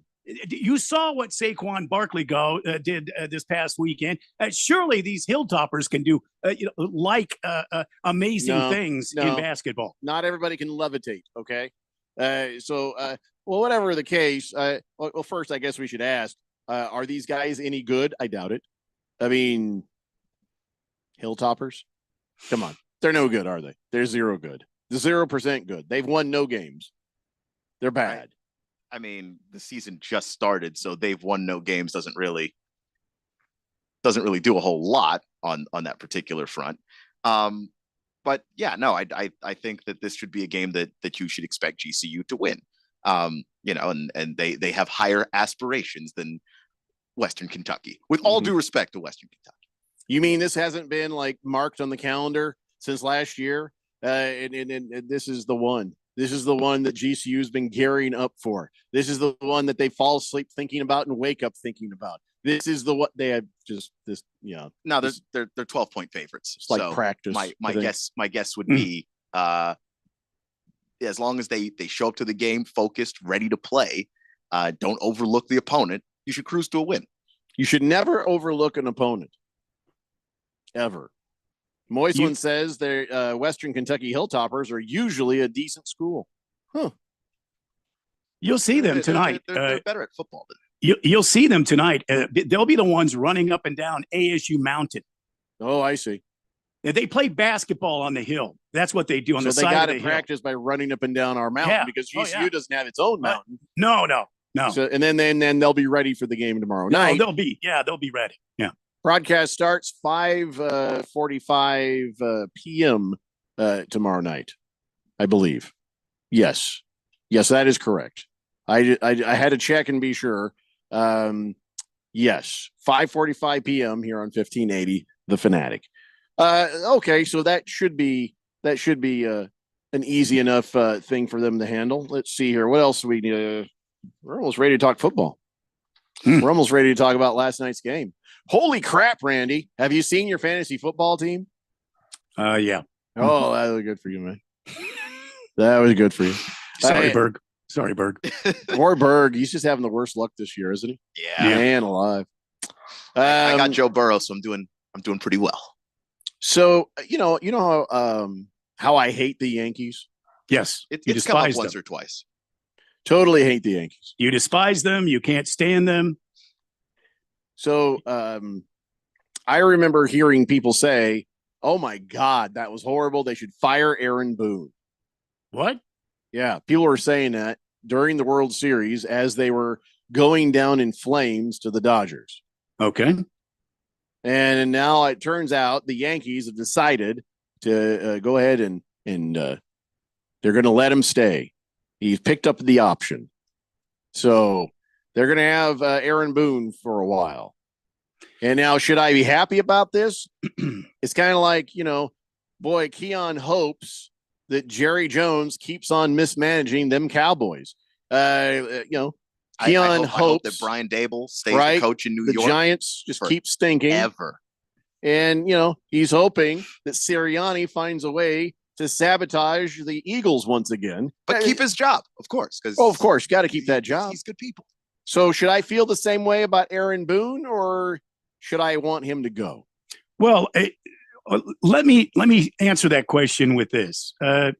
Steinbrenner is no longer here. The dad, I mean, the one who who actually bought the team, built the team up. Because if Steinbrenner were here, Boone would have lasted one season, and then we'd be on to Billy Martin. Even though Billy's dead, what they would have done would exhume him, put him in a Yankee uniform, and stand him up in the corner of the damn dugout, like Weekend at Bernie's. You see what I'm saying? They would have rolled him around on one of those dollies and acted like he was alive. Because Steinbrenner, the old man, the dad, he didn't stand for this type of business. He didn't stand for mediocrity. He didn't stand for a guy that couldn't, make moves and win games. He fired Billy Martin during a beer commercial, for heaven's sake. So that's just got to tell you the dichotomy of the Yankee ownership now. Hanky Poo, who's running the team, he's all about mediocrity. He's all about, I don't want to make waves, man. He's more like his dad's wife. He's more like his mom, I think, in that don't make waves. Just let him stay another year. So Aaron Boone's been with the Yankees quite a while. And he's got a record of 603 wins, 429 losses. Is that good or bad for baseball? I mean, that's a pretty good coaching record, but look at the team that you have to coach. Look at the team that you have. They spent enough money. It should have been better. Highest payroll in baseball. Right. And they made it back to the World Series. I mean, when the old man was alive, they expected to make the World Series every year. And if you didn't make it, someone was going to be sent packing. So he used to call down from his box to the coach, to the manager of the team, and chew the guy out in the middle of the game. You better win this game. But the son, he doesn't do that. I don't even know if he goes to games. So whatever is going on with the Yankees, if it makes them worse, I'm all for it. That's it. Hanky Poo. You think they should have moved on from Aaron Boone? Oh, probably a long time ago. Yeah. Then I just am so happy that Aaron Boone has a new contract. And it's not Aaron Boone's fault so much as they've just got these gargantuan egos on this team, and nobody to get it reined in. Aaron's not that kind of guy that would go fisticuffs with a guy in the middle of a game like he and Reggie Jackson did way back in the 70s. Billy Martin and Reggie Jackson, they came to blows right there in the dugout during a game. That's kind of awesome. Billy Martin said something to Reggie, and Reggie called him a drunk, and they went throwing hands, man. Yep. Aaron Boone's not going to do that. He would rather yell at the umpire, or for some reason. Harry Soap says, Jeffrey, would you hate the Yankees less if they had a dwarf player? No, I'm going to hate them just as much. I'm equal opportunity. I mean, I don't hate more or less due to a little person or anything else, whether I liked it or didn't like it. So, that would have no impact on my hatred for the Yankees. My hatred for the Yankees has nothing to do with height, sex, race. That's it. Did I leave anything out? Various degrees of fat or skinny. What are the other good reasons to hate somebody? I don't know. I mean, I don't think there's any good reasons to hate anybody. But smell. Oh yeah, smell. If they no. If they smelled great, I'd still hate them. But if they smelled bad, well, I mean, I might hate them more. There are those that it really douse themselves in the parfum, the eau de toilette. Yeah, I'm wearing cologne today. Are you? I was trying to get my wife's attention. Huh? And Did it work? it worked, but then when I started talking like this, she's like, "Ooh, no." Shh, let me just take it all in. She's like doing this. She's like, "But don't come near me. Don't come near me. It's yeah. I'll enjoy." Do you enjoy that from here? Mm-hmm. Moist one says, "Who are the Yankees with big egos?" I give you Garrett Cole, but Judge seems pretty chill. Hey, listen, I don't even care. I don't care if they're the nicest bunch of guys. I don't care if it's Mother Teresa with a baseball cap and a mitt. I don't care. I hate the Yankees. Now, the guys who play there, I got nothing against them personally, except for when they play there. When they leave, I'm fine with them. Before they got there, it's all right. While they're there, burn in hell. Yeah, this is my problem with Juan Soto. He's a Yankee, which makes me physically ill. And then he's talking to the Dodgers, which makes me somehow more physically ill because I don't want to see him in Dodger blue. No. That's gonna really mess with me. And he's talking to the Mets too. Like just every team I hate. What a whore. He's just I need the Padres. Unless he's on our team, then he's amazing. Beg him to come back. Then he's a man. Yeah, wow, good for him. Yeah. The only championship he's won because he lost with the Yankees. The only championship he's won, he won with the Nationals. I just want to point that out. No, I'm sure he knows. Here's the thing I just want to remind everybody. I hate the Yankees, but I don't hate the Dodgers. I'm just annoyed by them. That's all. I'm annoyed and they get on my nerves. That's all. Let's see here. Hefty Lefty says that Bengals player looked like he was checking Derrick Henry for ass cancer last night. You mean when the guy that tackled him, that defensive lineman? He grabbed onto his britches and then Yeah. almost fell all the way off. They were half off, man. My wife was like, "Are they allowed to do that?" I mean, you get to see all of his very muscular buttocks. I mean, it was just like, whoa, get them chonies back up there, man. Gluteus maximus, medius, and minimus. Not his fault. All there. Not all his there. fault. And, No. you know, they didn't blur it. They didn't. I mean, it's They on can't- Amazon. They don't have to. Yeah, they don't have to. And also, it's just, I imagine that's probably not easy to do in real time when you're not expecting it. Right. In 4K. Yeah.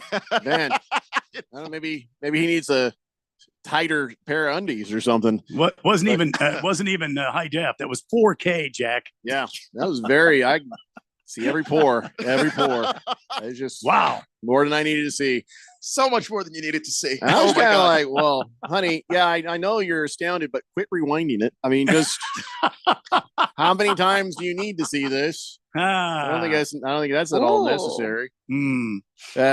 But yes, all right. Listen, we got to take a break. We come back. Let's talk about last night's game and a bunch of other NFL stuff too. Keon Rose's college football dance party.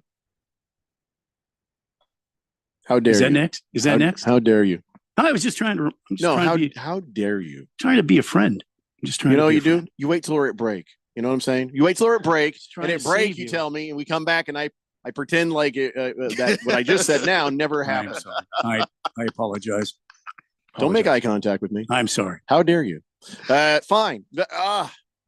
I'll just there we go. When we come back, it's Keon Rose's college football dance party, and then later we'll go ahead and talk NFL stuff.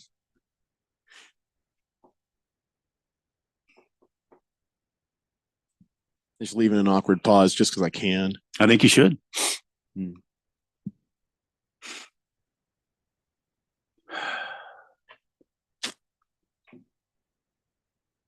This is the equivalent of me walking up to the urinal and peeing on your feet. No, I don't think it is. I've dominated. I've shown my dominance. That's happened to me before. Yeah. But it's real Made- domination is when you made walk no up difference. and there's people at the urinals and you just start peeing in the sink. That's Yeah. real domination. Yeah. Oh yeah.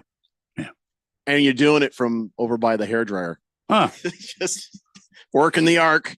Just what's going on? Steph Curry range. That's right. From half court, baby. Big George is like, doesn't Radio Ron say no awkward silences? Yeah, but I think he's in Sedona. So I think I can do whatever I want. Can't hear us in Sedona. Yeah. He ain't listening to this when he's up there having a nice time. It's a Daily Blender here on. Did he take a female friend with him? I don't know. I just saw it on his calendar. That's all I know. So anyway, It does make Keon very uncomfortable. Wondered if he was golfing or trying another hole in one. Whether he's with a female friend or golfing, I'm sure he's trying another hole in one. No. What? Never mind. A lot of TMI just happened. I was just gonna say I'm doing all right. Just chilling. Are you though? Yeah. It makes him uncomfortable. He doesn't want to admit it, but it makes him extremely uncomfortable. I'm good.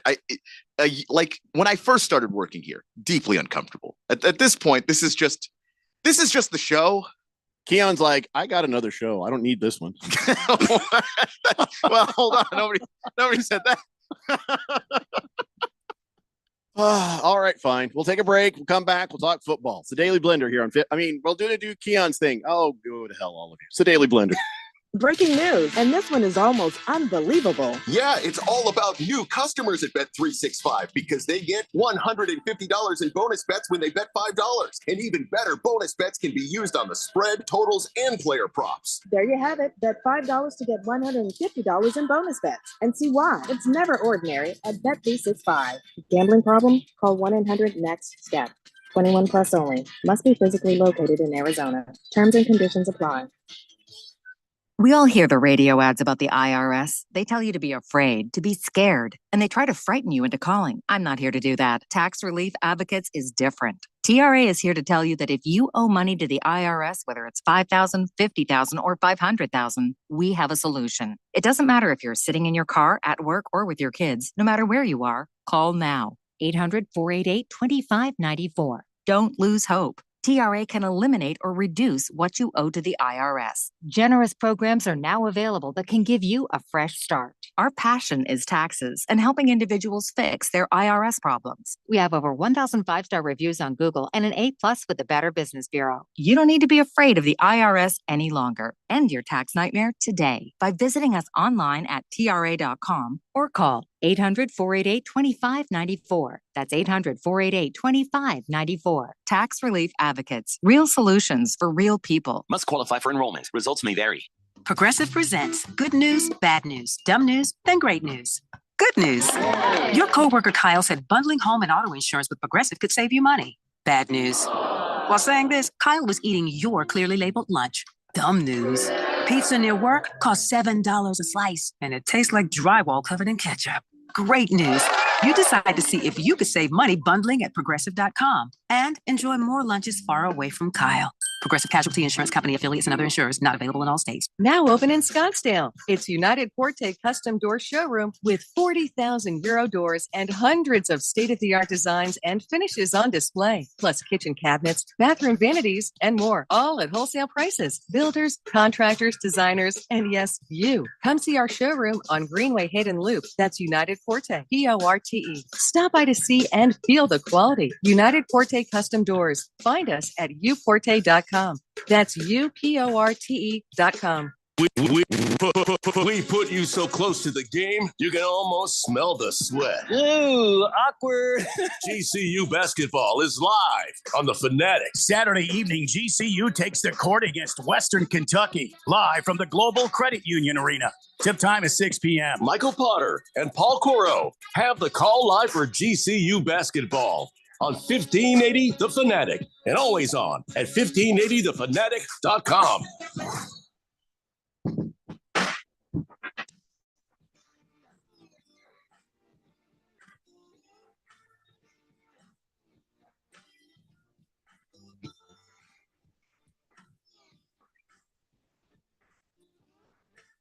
Daily Blender here on 1580 The Fanatic. It's time for Keon Rose's college football dance party. Maybe I shouldn't dance. I'm not feeling dance worthy, but we should definitely have the music because you guys might want to dance. But I'm just gonna save my voice. I'm gonna sit down and I'm gonna let you guys do the dancing. I need some calm, reflective. There we go. That's nice. I'm just gonna sit here and relax my voice as you guys figure out what's going on in college football. I'll be paying attention. I'm really looking forward to hearing what's said about ASU later, but okay, take it away, guys. All right, enjoy your beach vacation for the next 10 minutes or so.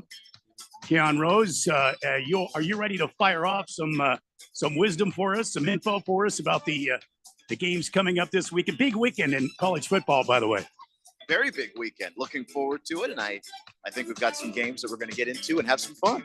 All right, so let's get started. How come Purdue always plays up to teams? In other words, when they play teams like they're going to this weekend, number 2, Ohio State at the Buckeye Stadium there, Ohio Stadium, Purdue on the road.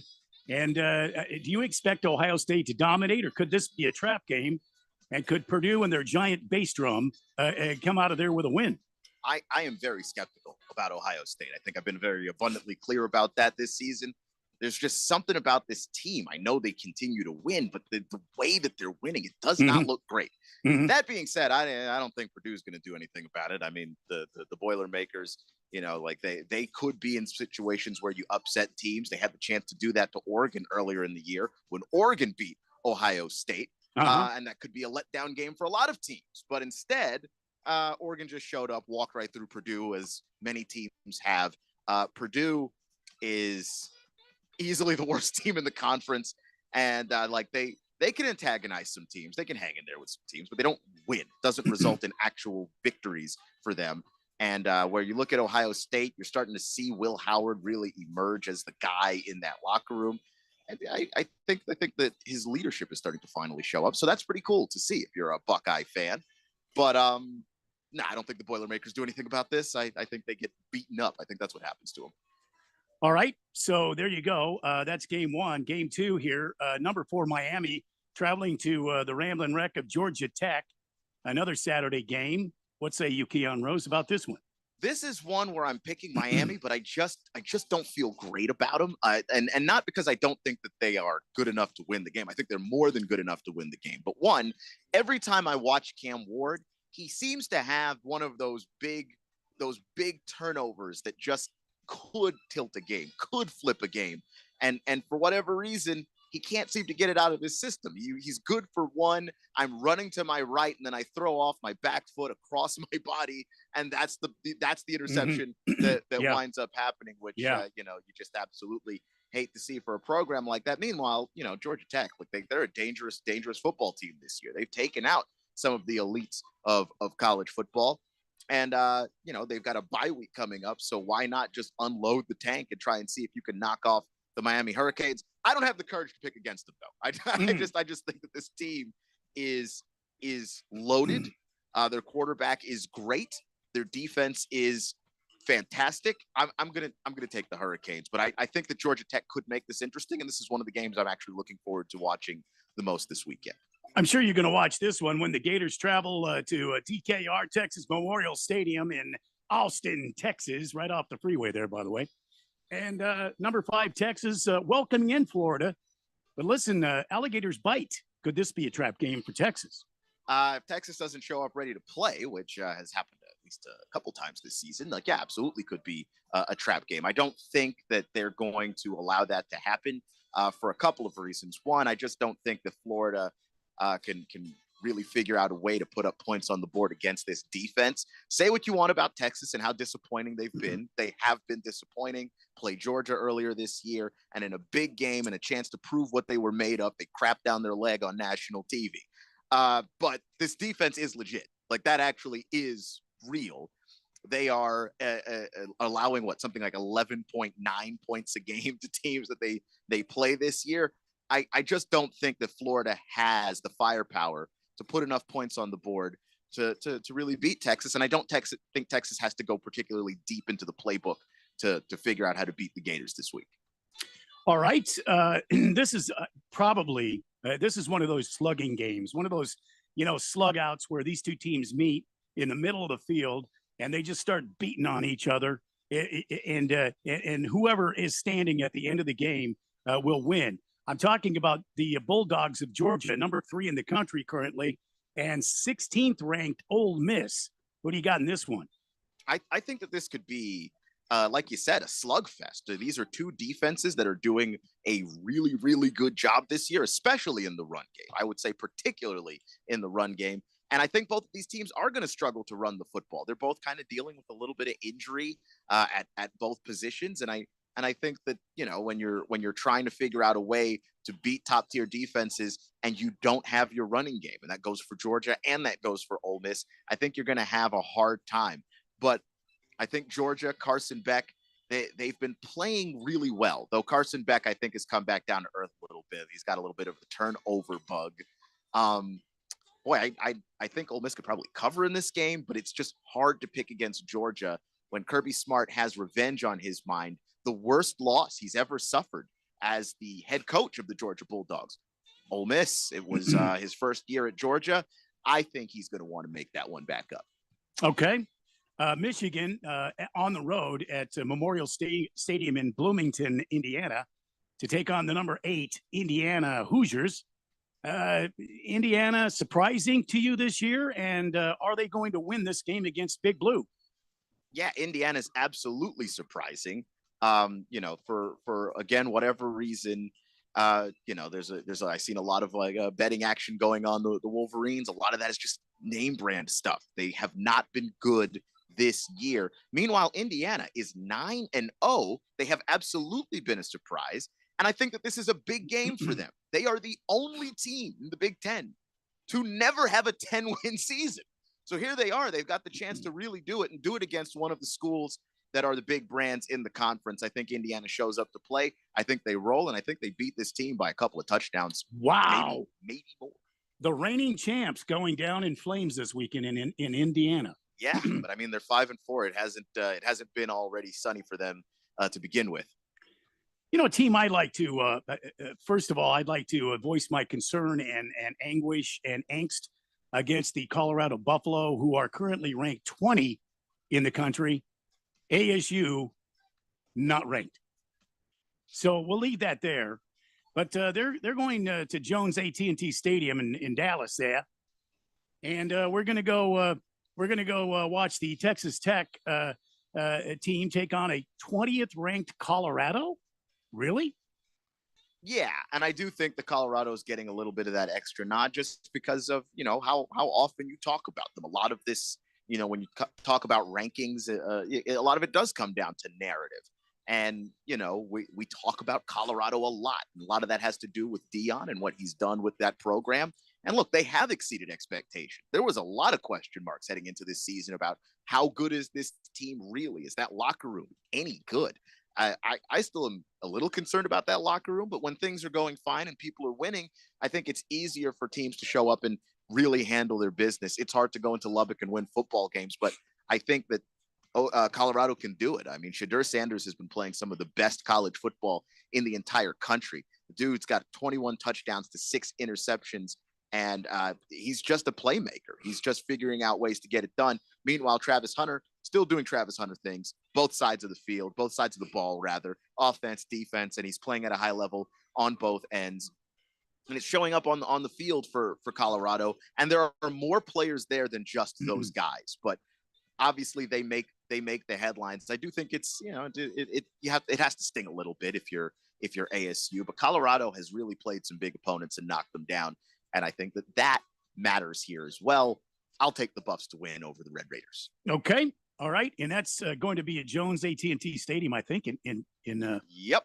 Dallas, right? Yep. Jera World. Yeah, Jera. It's 4:00 on Fox on Saturday. Another big game. We were talking about this. Is number 11. This seems funny to say it. Number 11 Alabama on the road to Tiger Stadium in Baton Rouge, the Big Red Stick, playing number 15 LSU. This is an SEC showdown, another slugfest, in my opinion. Is it going to be high scoring or is it going to be low scoring? You tell me what's happening in this one, Keon Rose. I think that this is going to be a back and forth game, maybe a little bit of a shootout, because we're not looking at premier defenses right now. We're not looking at Alabama as we used to remember them defensively. We're not looking at LSU as we used to remember them defensively. These are two teams that lean heavily on offense, and this is effectively a playoff game. Like, this is the game where if you lose and get that third loss, whatever chance you thought you might have had of playing in the college football playoff, that's done. You are done this season. You can go ahead and pack it in and go home. So I know that they want to avoid that in Alabama because that fan base is impatient. Those boosters are impatient. And now you've got the NIL collectives that are involved in some of this stuff too. They are not going to be able to handle it if Alabama couldn't make a college football playoff when the playoff had 12 teams. I think Alabama's got way more pressure on them than LSU does, even though LSU trying to avoid that same fate. I think that Alabama knows how much more important this is, and I'm going to take them to knock off the LSU Tigers at home, which is tough because those are the night games at LSU. Those games are damn near impossible to win in the past. Oh, yeah. But it seems like this version of the Tigers can be beaten, and I think Alabama has the goods to get it done. All right, another game we should be looking out for before we move on to our ASU game.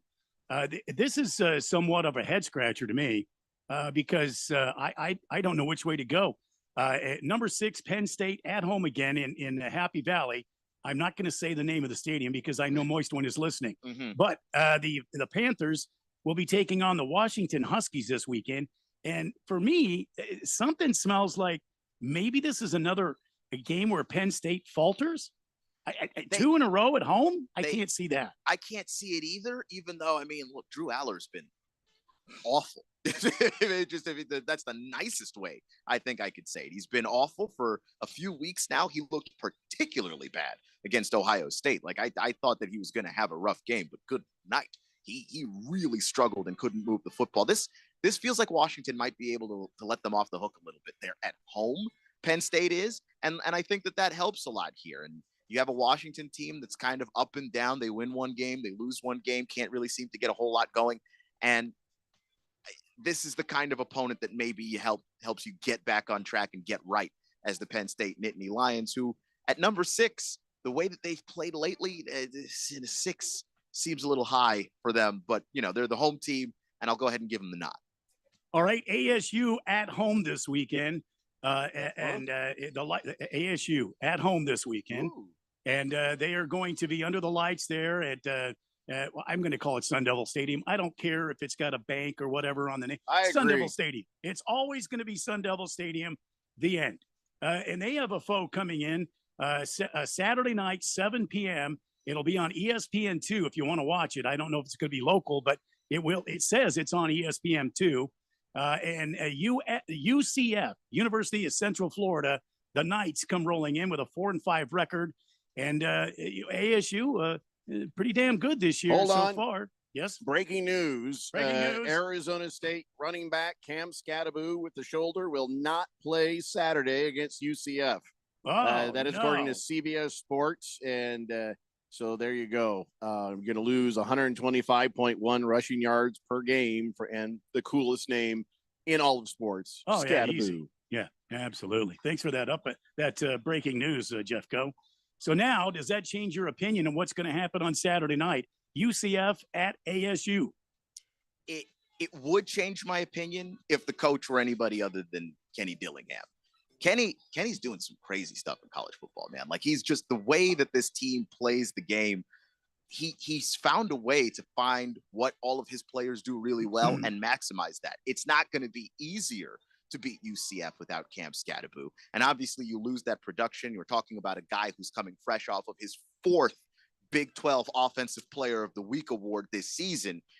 Yeah, you're going to miss that production, but I think that ASU is going to be able to make it up in the short passing game and the quick game. They've employed that a lot this season. I think Sam Levitt has shown enough at quarterback to say, if he had to have the game on his shoulders and you needed to rely on him and guys like Jordan Tyson to make big plays and come up big, I think you can rely on them for that. I think they've shown enough of that. And I also think that Central Florida has enough problems trying to defend people throwing over the top of them that I am not incredibly concerned.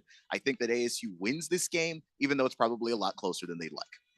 I hope so. And the upcoming schedule, just quickly. UCF is this Saturday. Next Saturday, they will be at Kansas State, number 19 rank. And then after that, it'll be Saturday, the November 23rd against number 9 BYU before the big ASU U of A game on Saturday, the 30th. So there you go, Jeff. Go laying it out for the Sun Devils there. It's a little tougher for the Sun Devils after this one. Yep. Going to get Scattaboo back, man. Got to get them back. Yep. Is that it? Is the That's it. dance party over? That is That it. is the Jeff, go. college football dance party. Yeah, sorry I wasn't able to dance. And I'll Hey, tell that's you what, okay. That's when all we come back, there were some texts on the text line about your dance party. We'll get caught up on the text line, and we'll get ourselves to some NFL as well. It's a Daily Blender here on 1580 The Fanatic. Breaking news, and this one is almost unbelievable. Yeah, it's all about new customers at Bet365 because they get $150 in bonus bets when they bet $5. And even better, bonus bets can be used on the spread, totals, and player props. There you have it. Bet $5 to get $150 in bonus bets. And see why. It's never ordinary at Bet365. Gambling problem? Call 1-800-NEXT-STEP. 21 plus only. Must be physically located in Arizona. Terms and conditions apply. We all hear the radio ads about the IRS. They tell you to be afraid, to be scared, and they try to frighten you into calling. I'm not here to do that. Tax Relief Advocates is different. TRA is here to tell you that if you owe money to the IRS, whether it's $5,000, $50,000, or $500,000, we have a solution. It doesn't matter if you're sitting in your car, at work, or with your kids. No matter where you are, call now. 800-488-2594. Don't lose hope. TRA can eliminate or reduce what you owe to the IRS. Generous programs are now available that can give you a fresh start. Our passion is taxes and helping individuals fix their IRS problems. We have over 1,000 five-star reviews on Google and an A+ with the Better Business Bureau. You don't need to be afraid of the IRS any longer. End your tax nightmare today by visiting us online at TRA.com or call 800-488-2594. That's 800-488-2594. Tax Relief Advocates. Real solutions for real people. Must qualify for enrollment. Results may vary. If you're living with dry age-related macular degeneration or dry AMD, you may be at risk for developing geographic atrophy or GA. GA can be unpredictable and progress rapidly, leading to irreversible vision loss. Now there's something you can do to slow it down, get it going slower. Izervay is proven to slow GA progression. Izervay gets GA going slower. Izervay or avacincaptad pegol is a prescription eye injection used to treat GA. Don't take it if you have an infection or active swelling in or around your eye. Izervay can cause eye infection, retinal detachment, or increased risk of wet AMD. Izervay may temporarily increase eye pressure. Your vision may be impaired after an eye injection or exam. Don't delay. Ask your doctor about Izervay today. Izervay gets GA going slower. Visit Izervay.com. That's IZERVAY.com. In most countries of the world, Porte means door. United Porte Custom Doors, located in the Scottsdale Airport Design District, is now open with over 40,000 European doors, all in stock, ready for delivery, and at wholesale prices. Designers, contractors, builders, and yes, you. Come see our showroom on Greenway Hayden Loop. That's United Porte, Porte. Stop by to see and feel the quality at United Porte Custom Doors. Find us at uporte.com. That's UPORTE.com. 1580 The Fanatic and at 1580thefanatic.com. Your home for sports.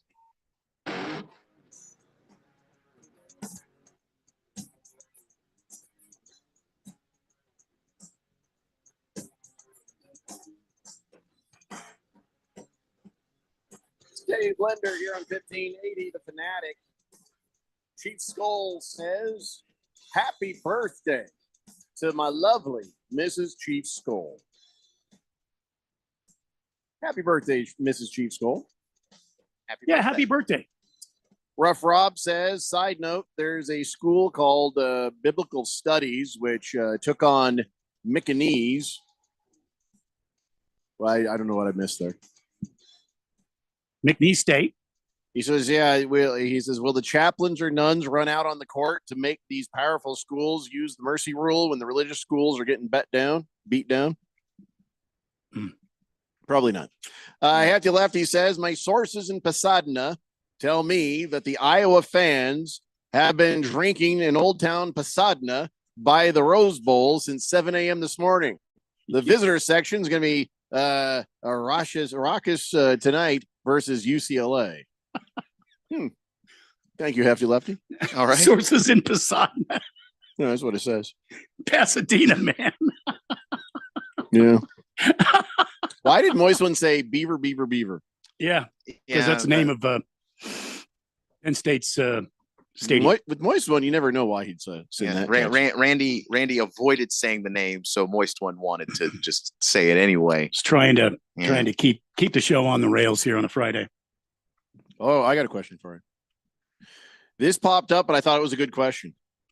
So here's the question: What would be worse, finding somebody under your bed, a dead guy, or a living person? What would you think was worse to find under your bed?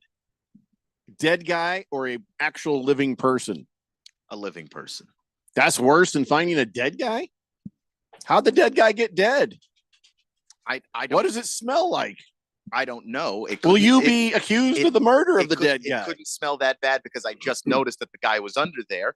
I might be accused of the murder, but if I haven't touched the body, I haven't put any fingerprints or anything there, then the instinct to go be good. Is kind of The overwhelming. living guy under my bed is about to be a dead guy, but at least I know how that happened. Yep. I know. So you'd rather have a live guy or a dead guy? You say dead guy. Randy, what do you say? I hope he's dead, because if he's alive, I'm kind of in the school of thought of Keon. He's about to not going to be. This isn't about what you would do to the person when you find them. No, but I'm This is saying just, saying if the living person is scared, the dead person can't do anything to me now. They're already dead. So now the question is, how did you get there and why? If you're alive, you absolutely can hurt me, and that's going to be a problem for you. I find it interesting that both you and Randy have solid dead guy plans already in place. The dead guy plan is just don't touch it. Well, what do? Do you call the cops? Yes. Or maybe try to hide that body yourself just so you don't have any trouble? I mean, maybe, but Why would I try to hide a body I had nothing to do with? If I didn't put the body there, then as far I am clean. As far as I have there's no evidence that I've done anything. Somebody knows that there's a dead body there if there is one. So that means I should not touch it, because if I then go bury it, then someone could blackmail me. No, you don't touch it. You leave it alone. Because here's the thing. If there's a dead guy under your bed, somebody either put the dead guy there to set you up, or that dead guy was just sitting there waiting and then died waiting. While he was waiting. I don't know what he was to waiting steal for. your stuff, ambush you, whatever the case may be. Maybe he just was like, I live here now. Yeah. And then you jumped in the bed one day and it crushed his throat. And then that was it. Now you got a dead guy under your bed. My bed is very old. That could happen.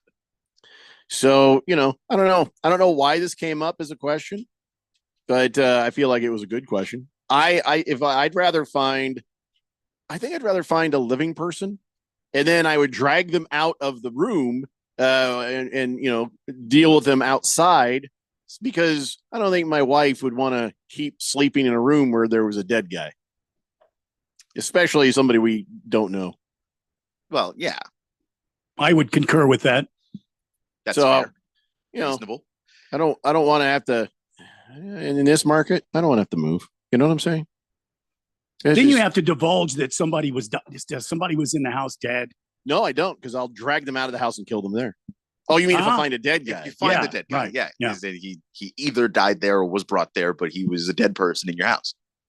Yeah, so I'd rather find a live guy, and then make him not so live later.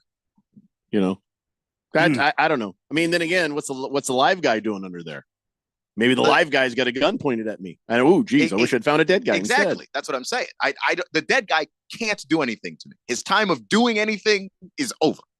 The live guy might actually hurt me if I don't catch him in time, or Pink Eye says, as a fan of Supernatural, if there's a skeleton, you got to burn it. If you don't want, it'll haunt you. Oh no, you get salt and you burn it in salt and gasoline, and then you put salt across your door. Maybe put salt around your bed. Put salt in your pants. I don't know. That show had a lot of salt. That's all I know. The salt budget on that show after 15 years was astounding. Excessive, even.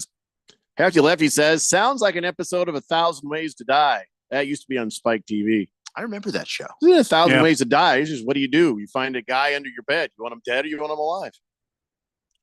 Seabass says, Keon, if you find a body under your bed, don't call the cops. They're just going to try to pin it on you, especially, here's how you handle that. I mean, they might try to pin it on me, but is there any evidence that I touched the body at all?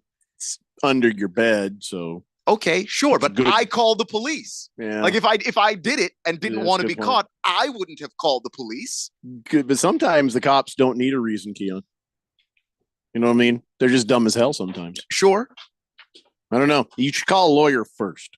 that's a good point. Yeah. That's a really good point. Have them standing there when the cops show up. Yeah.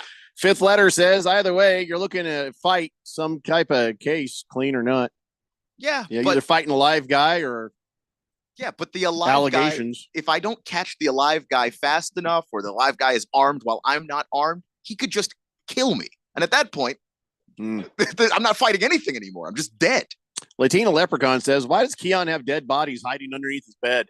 Well, what does he do in the weekends? No, this is like It's a hypothetical. yeah, Someone for- asked the question. for everybody. You, Yeah. Latina Leprechaun, would you What rather would you find rather? a live guy or a dead guy under your bed? You can't say no guy because there's going to be a guy underneath this question. That's how the scenario works. There has to be a guy, alive or dead. How would you prefer to find somebody?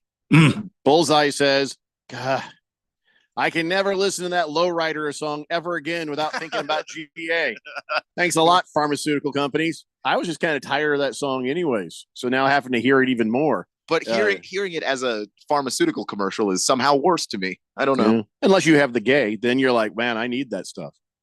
I just, like you said over the break, I remember when Henry Winkler was doing it. I miss what Henry happened to him? Winkler. Come on, Fonz.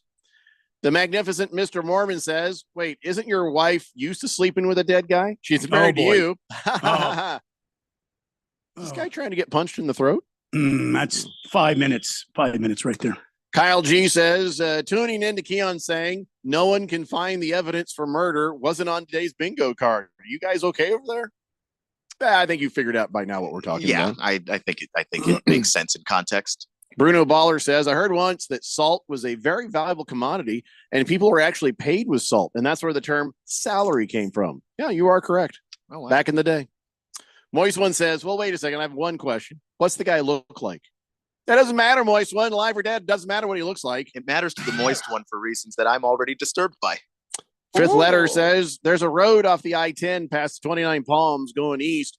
That's where usually I drop off my bodies. Yeah, that's I know that road. Mr. Pink Eye says Keon can call John Wick's cleanup crew. Did you have their number? I wish I had their number. Because I just called them. Yeah. Hefty Lefty says the police are going to say open and shut case. This Keon guy broke into this man's house, killed him under his bed, and put up pictures of his own family everywhere.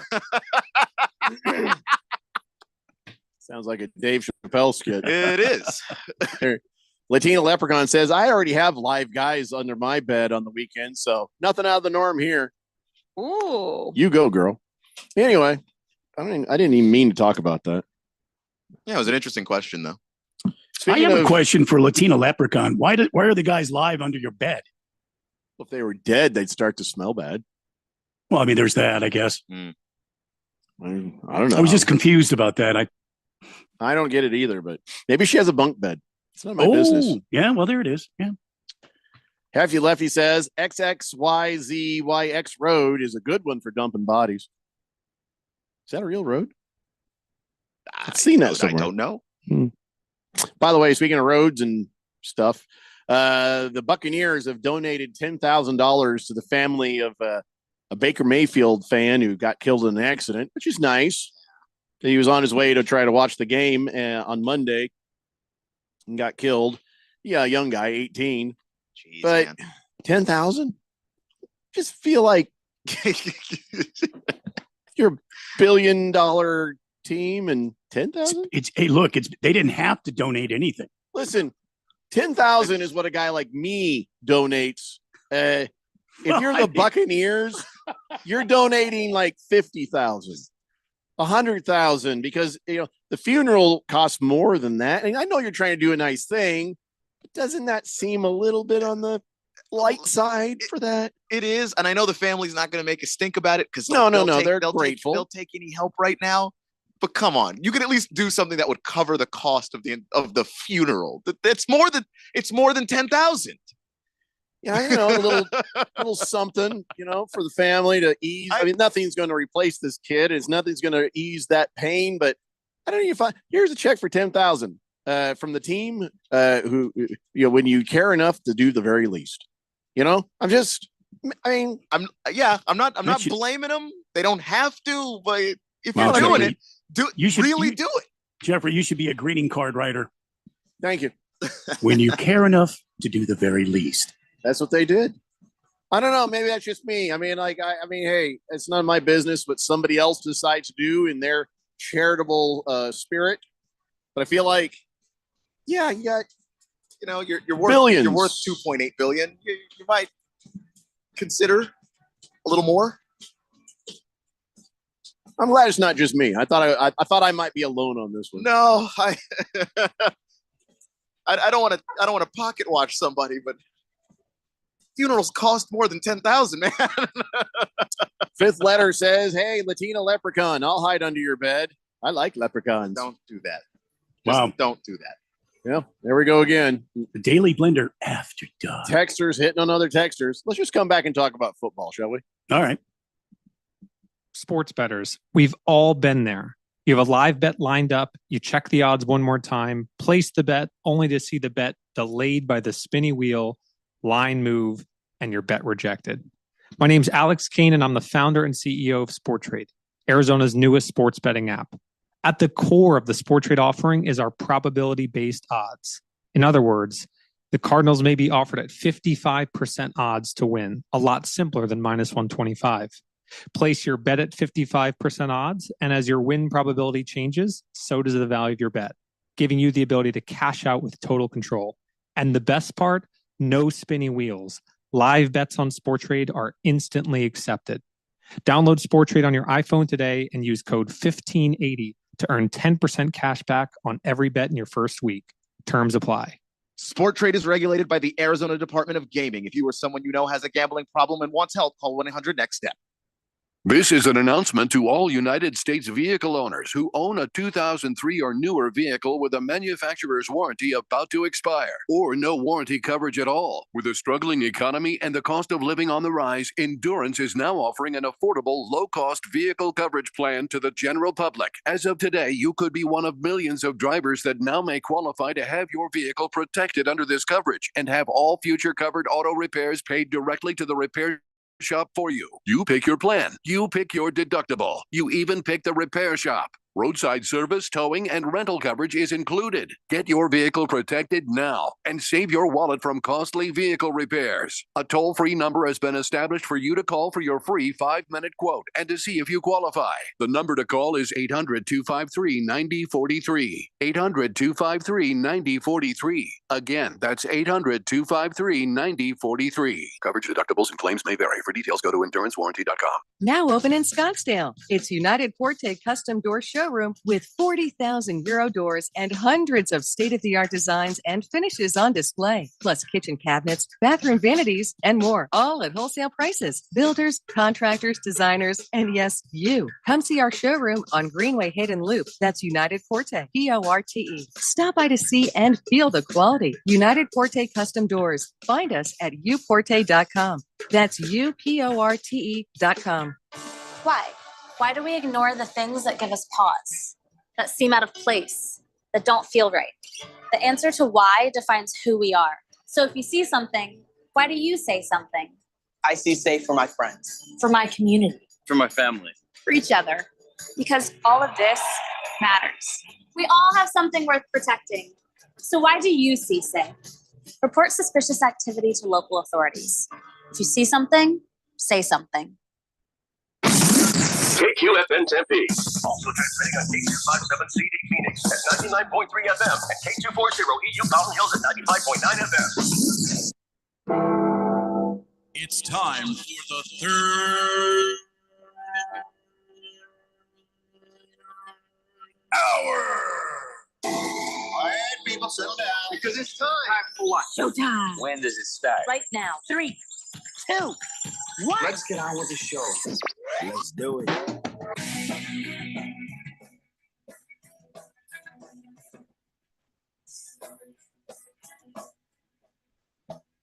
Well, okay then. It is 5 o'clock. I'm your good friend, your radio pal, Jeffrey O'Brien. This is the Daily Blender. Randy White is here. Keon Rose is here. And I think you guys are on the Fanatic text line, 888-368-1580, broadcasting live in the Harmon Solar Studios in Scottsdale. It changes everything when I can't talk normally. You know what I mean? That's the only way I can do this without, squeaking and scratching. I thought somebody else was going to do this. I could have done it for you. I asked Keon to do it, but then he gave me a look like, how to do it. He's like, I do enough around here. That's not true. Who do you think you are? Mm-hmm. So anyway, okay, that's it. Once you get past the intro, then it's not quite as hard. So Thursday night football last night. We haven't even talked about that yet. So the Ravens, that was a good game. That was a fun game. Yeah, a lot of fun. In third quarter, it was like 21-7, and then man, just went nuts back and forth. Touchdown. Randy, I think you won your game with one player. Although he has Jamar Chase, but in some leagues, people had Lamar Jackson and Jamar Chase. Or Joe Burrow and Jamar Chase. Right. It ended up like 118 points at once. So I got lucky. I got a good piece of advice from the king. He's on Rashad Bateman. I put him in. I got 17 points. So there you go. I had saved my week so far. I had Joe Burrow, Zay Flowers, and Mark Andrews, and I have 82 points already. How many? 82. Wow. Nicely done. Nicely done. So, Moist one, though, he had the running back, Brown, from Cincinnati. So he's put up 22 points. But, hey, at least I'm sort of in it for the moment. I mean, it was a fun game to watch. It really was. And my wife is the problem. She's the reason. Let me tell you why my wife is the problem. Okay.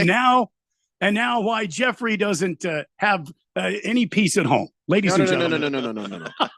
Here's the thing. She doesn't even know this, but I don't think it even occurred to her. But it will now. We were watching the game, and she goes, wow, they've only had like 2 flags this entire game. And at that point, it was true.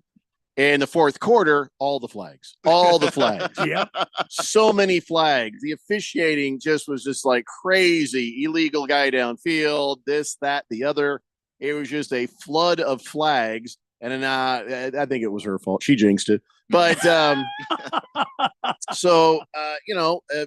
then it wasn't just the fact they threw flags. It was also that there were some bad non-calls. There were some just some bad officiating last night. The officiating just kind of took some of the fun out of that game, And I mean, I don't mind we let them play. Maybe don't call every damn holding penalty unless it's really egregious and obvious. But they blew all sorts of calls. All sorts of calls got blown in that game. Defensive holding that didn't get called, forcible contact to the head on old Joey Burrow. Whether it was, I didn't think it was a face mask. It was, but he did do forcible contact to his head. I mean, just a bunch of bad officiating there, and a lot of people are kind of cranky about that. And I could see why. Yeah, that makes sense. I mean, you have a game that's back and forth, and you're seeing some of the best players that the league has to offer go at it. And then, the officials inserted themselves into the game, which just kind of makes it not as good as it could have been. I think they realized, I think we're supposed to be doing something. And they just started doing it badly. So because between Lamar Jackson and Joe Burrow, they threw about 8 touchdown passes, and the officials thought, well, we should throw some things too. We should just really get our arms loosened up and really start throwing. And they did. Flags everywhere. It was out of control. So, but as far as the play goes, as far as the game, now here's the thing. Joe Burrow needs to learn a new talent, and that is when somebody gets you do have to let the refs know. Some people call it flopping, but as long as that actual contact is made,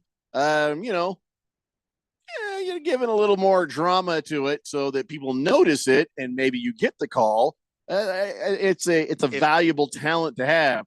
It was funny when Christian McCaffrey tried that, and he just was like, like he'd been shot out of a cannon, and the ref is just like, get up.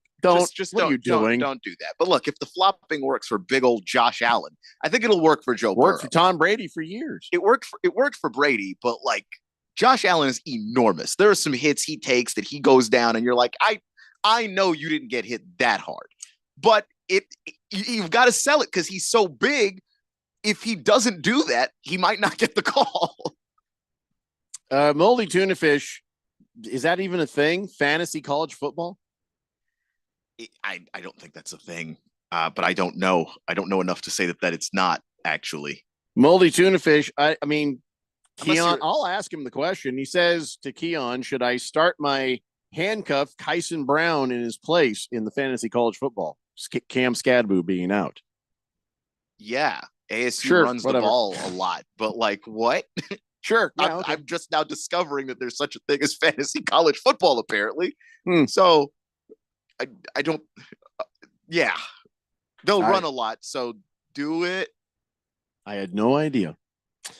Swazman says, remember LeBron James and Manu Ginobili? They could start a college class on how to flip flop and fake in sports, acting and gymnastics all mixed together. No, that's true. That is true. Swave Dave says, congratulations, a fish tank who's beaten my butt this week. Had Lamar Jackson and Jamar Chase for 118 points. Oh my God.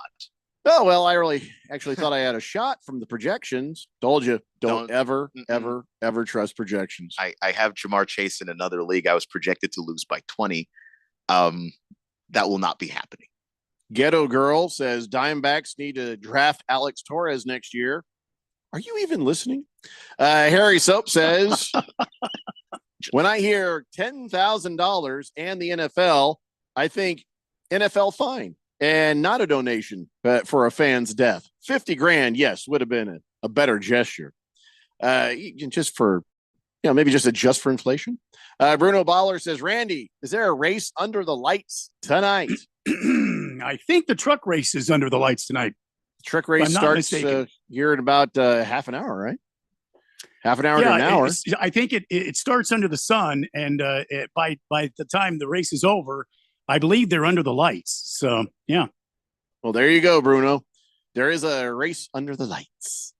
Anyway, so last night, as you're watching this game, and you remember it was a high-scoring affair earlier in the season, and this is always, I guess you call it. Would you call it a rivalry game? Just usually Yeah, a good matchup kind of game. Yeah. This is a rivalry game because it's an AFC North battle. Bengals, Ravens. They don't like each other very much. They're in each other's way to go to the postseason very often. Some meltdowns from the Ravens over the years, some meltdowns for the Bengals over the years. So yeah, no, I don't think either of these teams like each other at all. Hey, did it happen again? Did Lamar Jackson run off to poop last night? Because Not that I'm aware of. he ran off into the locker room and then he came back. So did he poop? I didn't hear anything about that, so Matt might have missed that bit there. Maybe that's like his superpower. Like he plays better with a clean colon. I don't know. Hey, I remember we were playing. Could be. We were playing when I was a kid. We were playing football with some neighbor kids, and then my friend Michael was just like, "Guys, give me like 15 minutes, 20 minutes. I gotta go." Wow. He left. He That's a came long back. time. It was a long time. Unguardable when he came back. This is the fastest kid out there. It was unbelievable. Just got to clean the colon and then Yeah. you're good to go. It's just sometimes it's like that. Huh. Well, last night after he did clean the colon, got to tell you, he did play well, and it just ended up being a matter of time. But then the Bengals there at the end could have gone to overtime, could have got more fantasy football points, but they went for 2. And again, I don't think there's a right answer. We talked about going for 2, and I was just like, I don't know. It's I all would've- it's all about your philosophy. And I saw 5 touchdowns scored in that fourth quarter. There is not a chance I'm letting somebody else maybe have the ball in a coin flip when I have the ball right now. I understand. I get it. I'm not saying the other side or the other point of view of that is necessarily wrong. In my mind, if I'm the guy holding the clipboard, I can't do it. I can't do it. It's hard to score a touchdown or just get into the end zone 2 plays in a row. And so, it's a high risk kind of thing. Could have got the point and taken your chances in overtime. But you're right. The way both sides are going, you might as well just said flip the coin. And then whoever won the coin toss is like, we don't need to play this. It's over. Like, you win. Shake hands. Walk away. If I'm a coach with a great defense, like if I'm Mike Tomlin and the Steelers, and we've been stopping the other team, and we were able to get to the position to force overtime. Yeah, I think it might be crazy to actually try and score the 2-point conversion there if I trust my defense to get me the ball back in overtime. I didn't trust that defense, either of them. There's just no way I'm doing that. Finisher says Lamar went for 2, just not on the field. No, that's he also did on the field as well. Yeah, they because Justin Tucker missed the extra point, and then the Ravens go for 2 and get it back. Yeah, that's what they had to do to get it back. Man, can you imagine if he had made that kick? They probably wouldn't have gone for 2 later anyway, so that was a wash. It's not like they were going to go, aha, here's one, we'll go for 2, and that would have won us the game easy. It was we have to force the Bengals to make a decision, and that's why we went for 2, which is good call. George says Cincinnati's coach was dumb.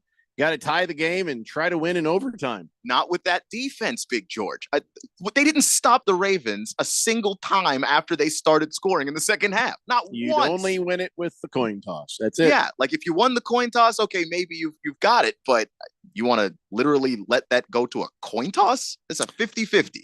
So, yeah, it's a 50-50 you don't even control. Like the odds are not 100% for 2, but you at least control that. You are damned if you do and damned if you don't. Go for 2 and don't get it. Whoa, what a moron. Don't go for 2, lose in overtime. Oh, what a moron. You really can't win. You going for 2, or if you do go for 2 or you don't go for 2, it's just, I don't know. I mean, I guess you look at it the way Keon has to look at it. My defense is straight up garbage, and we will end up having to possibly lose this game in overtime because we don't get the ball. So until they change the overtime rules, our best shot right now is going for 2. Or, hey, I got a great defense. I got a pretty good offense. I like my chances. Let's go to overtime. So it's just going to be situational. It's not always a sure thing to go for 2, but it's also not always a sure thing that you're going to lose it in overtime. So I don't know. I mean, last night I did say the words out loud to my wife. They got to go for 2. So yeah, because if you just watch the flow of that game, nobody was stopping anybody out there in the second half of that game. And if you think that that's going to carry over to overtime, you can't go to overtime.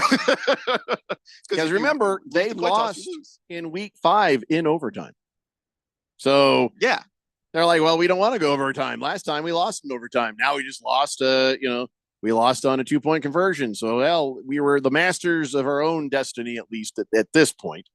Yeah. I mean, like, and if your defense was playing any better, if the Ravens scored all those points in the first half and slowed down in the second, take your point and go to overtime and see what you can do. But it happened in reverse order. I am simply not going to do that. With Lamar Jackson and Derrick Henry on the other sideline. Not doing it. By the way, Kyle Hamilton, the guy who tried to do the splits and his ankle got weird, kind of rolled on a little bit, kind of like oddly stretched out. That he's fine. They say it's not serious. Well, that's good because they can't afford to lose him. Yeah, he's a good player. But no, it was just like, it was a weirdness, but he was like, yeah, the injury's not too serious. So he should be back next week. The other thing on this, and this is something that I don't think anybody's going to fight me on it. Maybe you will, maybe you won't. But the final play of the game, what happens? Lamar Jackson, he kneels the ball. Well, that play kept the Ravens from tying the all-time 100-yard rushing streak that they had going.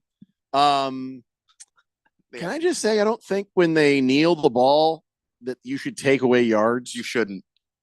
Because that's an intentional thing where you're like, we're stopping the game. We've won. It's over. I don't think they should reverse stat on that. I think a kneel down in the victory formation should not count against the stats because they had the 100 yards there and then they didn't because Lamar Jackson kneeled. Just seemed kind of.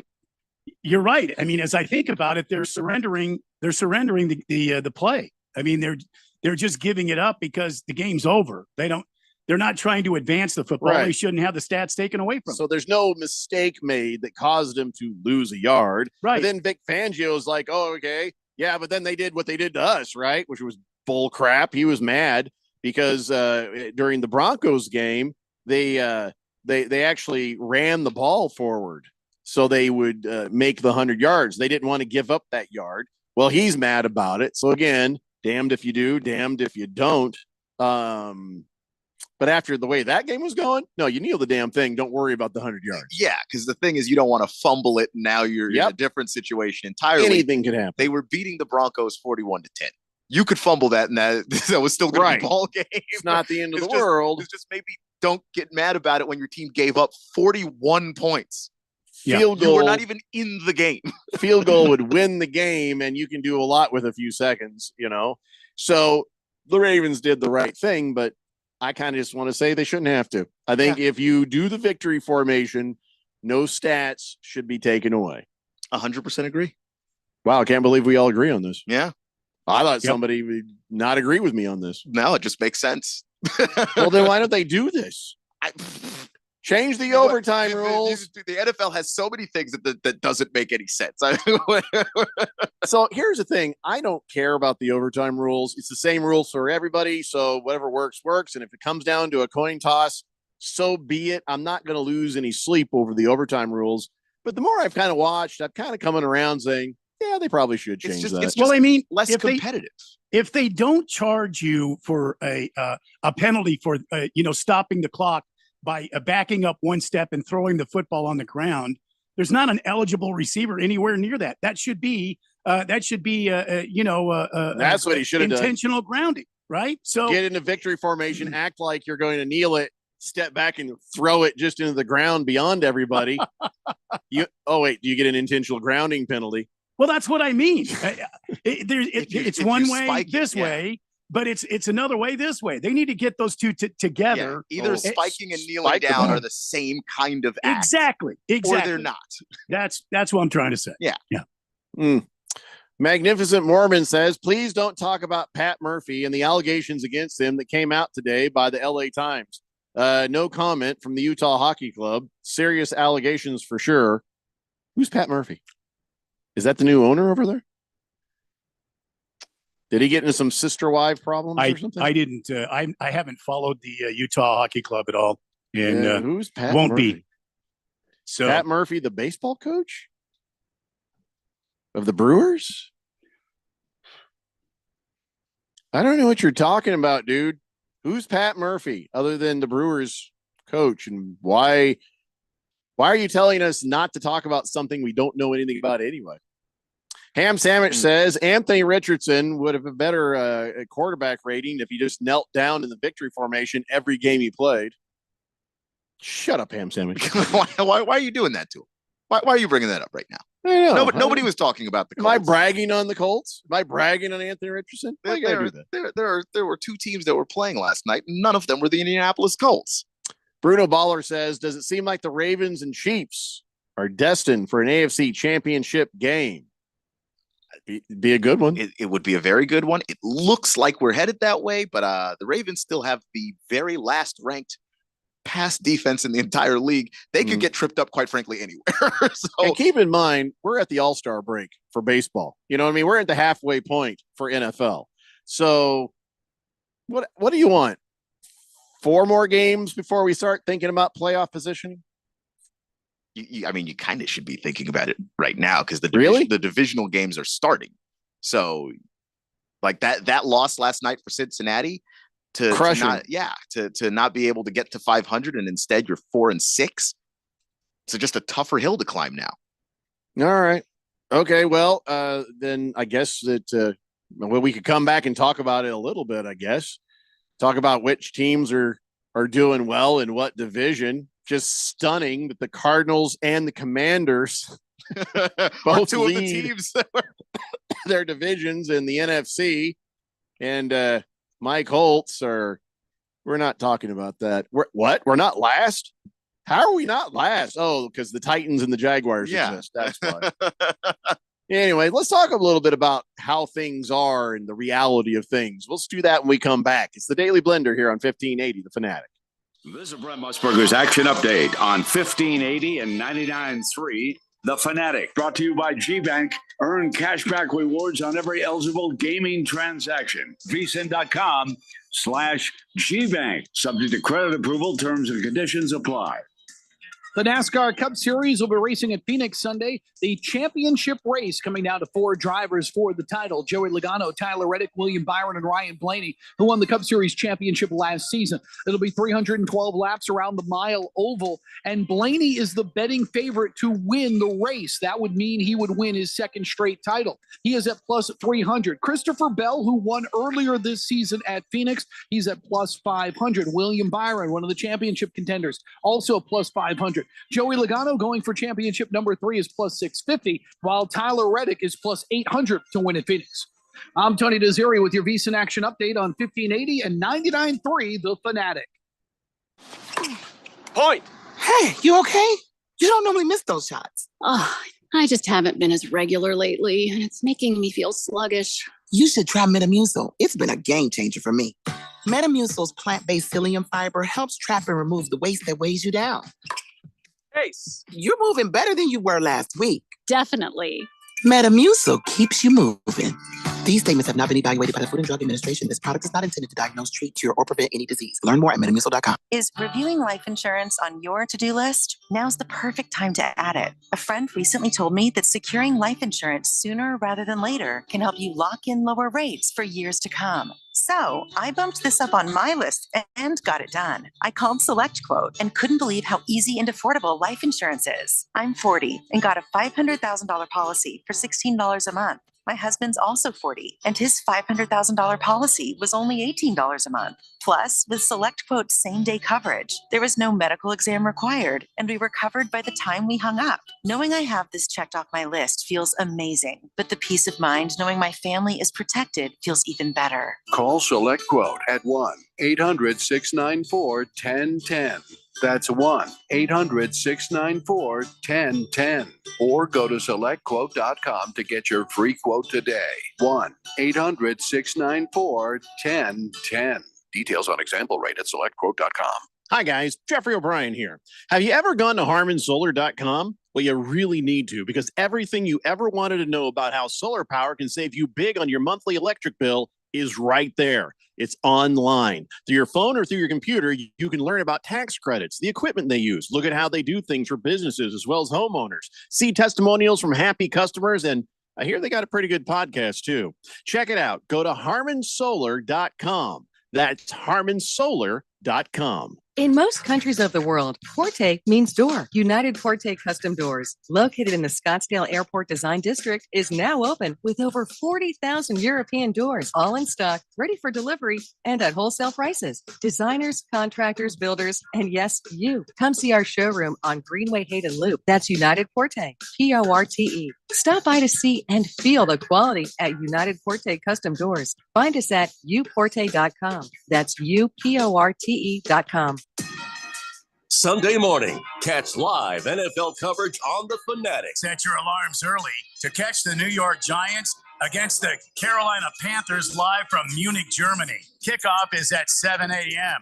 Bryce Young looks to lead his team against Danny Dimes and the Giants. Giants versus the Panthers live from Munich. Your home for the NFL in the Valley is 1580 and 99.3 The Fanatic and 1580thefanatic.com.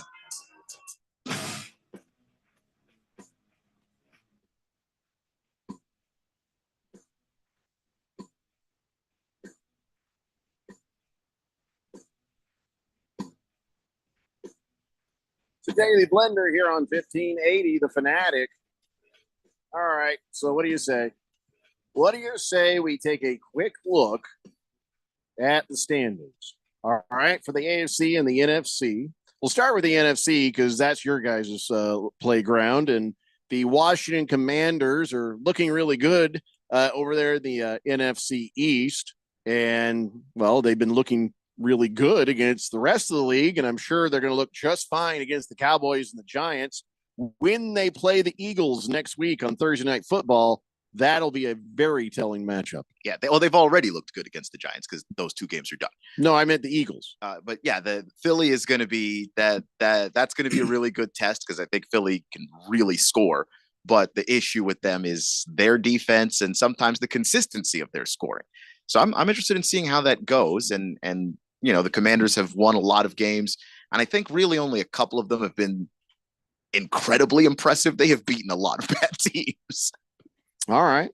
The Lions are 7-1, and they're in the same division as the Vikings and the Packers. And that is a tough division right there. They're all doing pretty good, fairly well.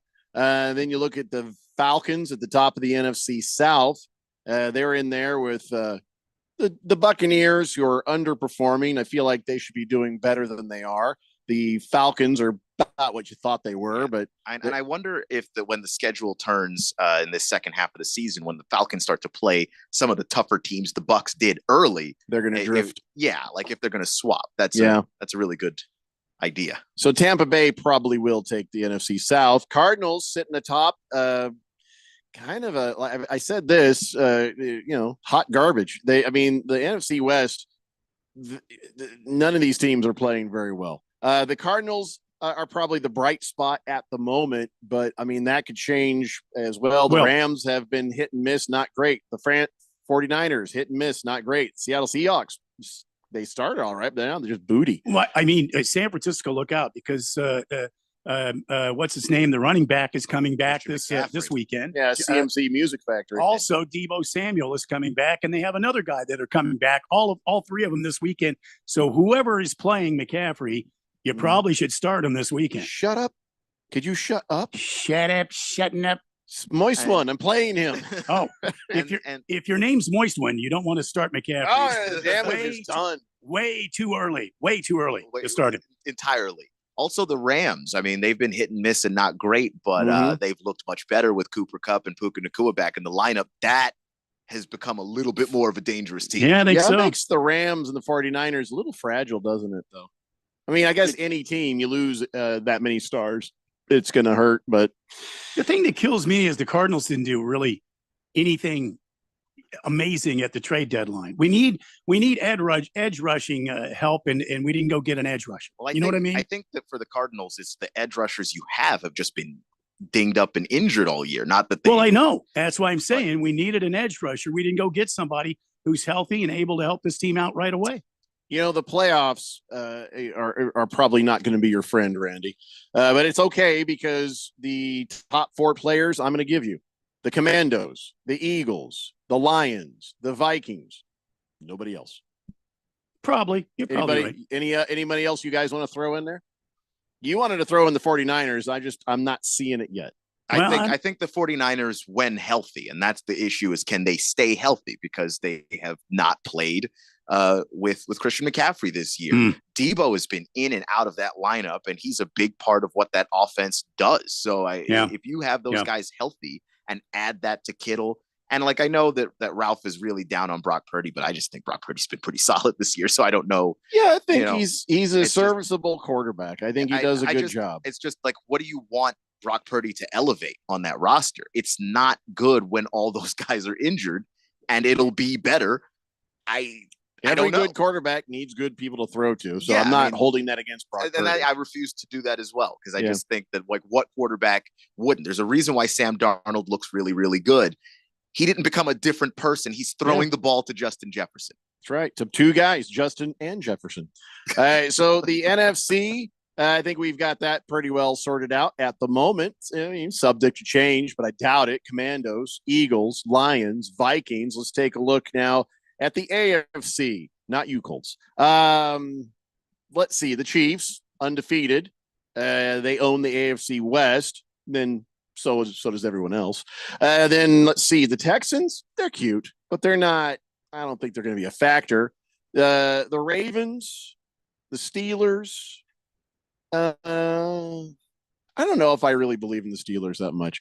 I'm going to say all you got in the AFC is the Bills, the Ravens, and the Chiefs. I'll say this about the Steelers. Sorry, Keon. Hold that thought for a second. I'll say this about the Steelers. Everybody counts them out But Tomlin, the head coach of that team, somehow always seems to figure out a way to make this team better, even in its deficiencies. Tomlin always seems to figure out a way to make this team relevant. Yeah. And I think he's going to do it again this year. And that defense for the Steelers, good God, you can't argue with that defense. That keeps them in games. And Dangerous Wilson hasn't looked bad. He hasn't been giving the ball away. And he actually feels pretty comfortable behind that offensive line. So I wouldn't rule the Steelers out of playoff contention. No way. I'm not feeling them. I mean, what do you think, Hugh? I tend to agree with Randy. The defense is real. That's a real defense. And then when you look at what Russell Wilson has added to this team, he's added a vertical passing game. And George Pickens is the vertical passing threat. And I know that there's some internal stuff in that locker room with Pickens and Tomlin, and I don't know, Tomlin and his wide receivers. I just think he sure knows how to get them. But I do think that when you have Pickens one-on-one out there and you got Russell Wilson throwing the moon ball in his direction, I don't know how you stop it because no one's figured it out yet. Don't you agree that the Steelers are going to take an L this week? I think they will, but I'm not going to guarantee it. Nobody's guaranteeing anything, but they're going to take an L this week. And then you look at their upcoming schedule. They got the Ravens. The Ravens should beat the Steelers. They have the Browns, so there's a win. They got the Bengals. Well, first off, I think we've seen the Ravens do a thing where teams that are very familiar with them beat them. So, I don't know that I can pencil that in. Yeah, okay. I don't even know if you said, defense. I feel pretty good about the Commanders winning that game, but I'm not penciling that in. So you want to put the Steelers into the AFC list where I've said Bills, Ravens, Chiefs. You want to throw Steelers in there. I don't believe as much, but who else? Who else for the AFC? That's it, right? I think that's it for me. I wouldn't throw the Texans in there. They just haven't looked like the same team offensively or defensively that they were a year ago. Yeah, and there are games that they've won this year. They're 6-3, but there are games they've won that have looked ugly. And I don't like that. I don't trust it. Yeah. So there you go. That's what things are looking like here at the halfway points. As far as things go, I have nothing to be happy about. But I'll tell you what, Keon, I'll root for your Commandos. And I'll tell you what, Randy, I'll root for your Cardinals. There we go.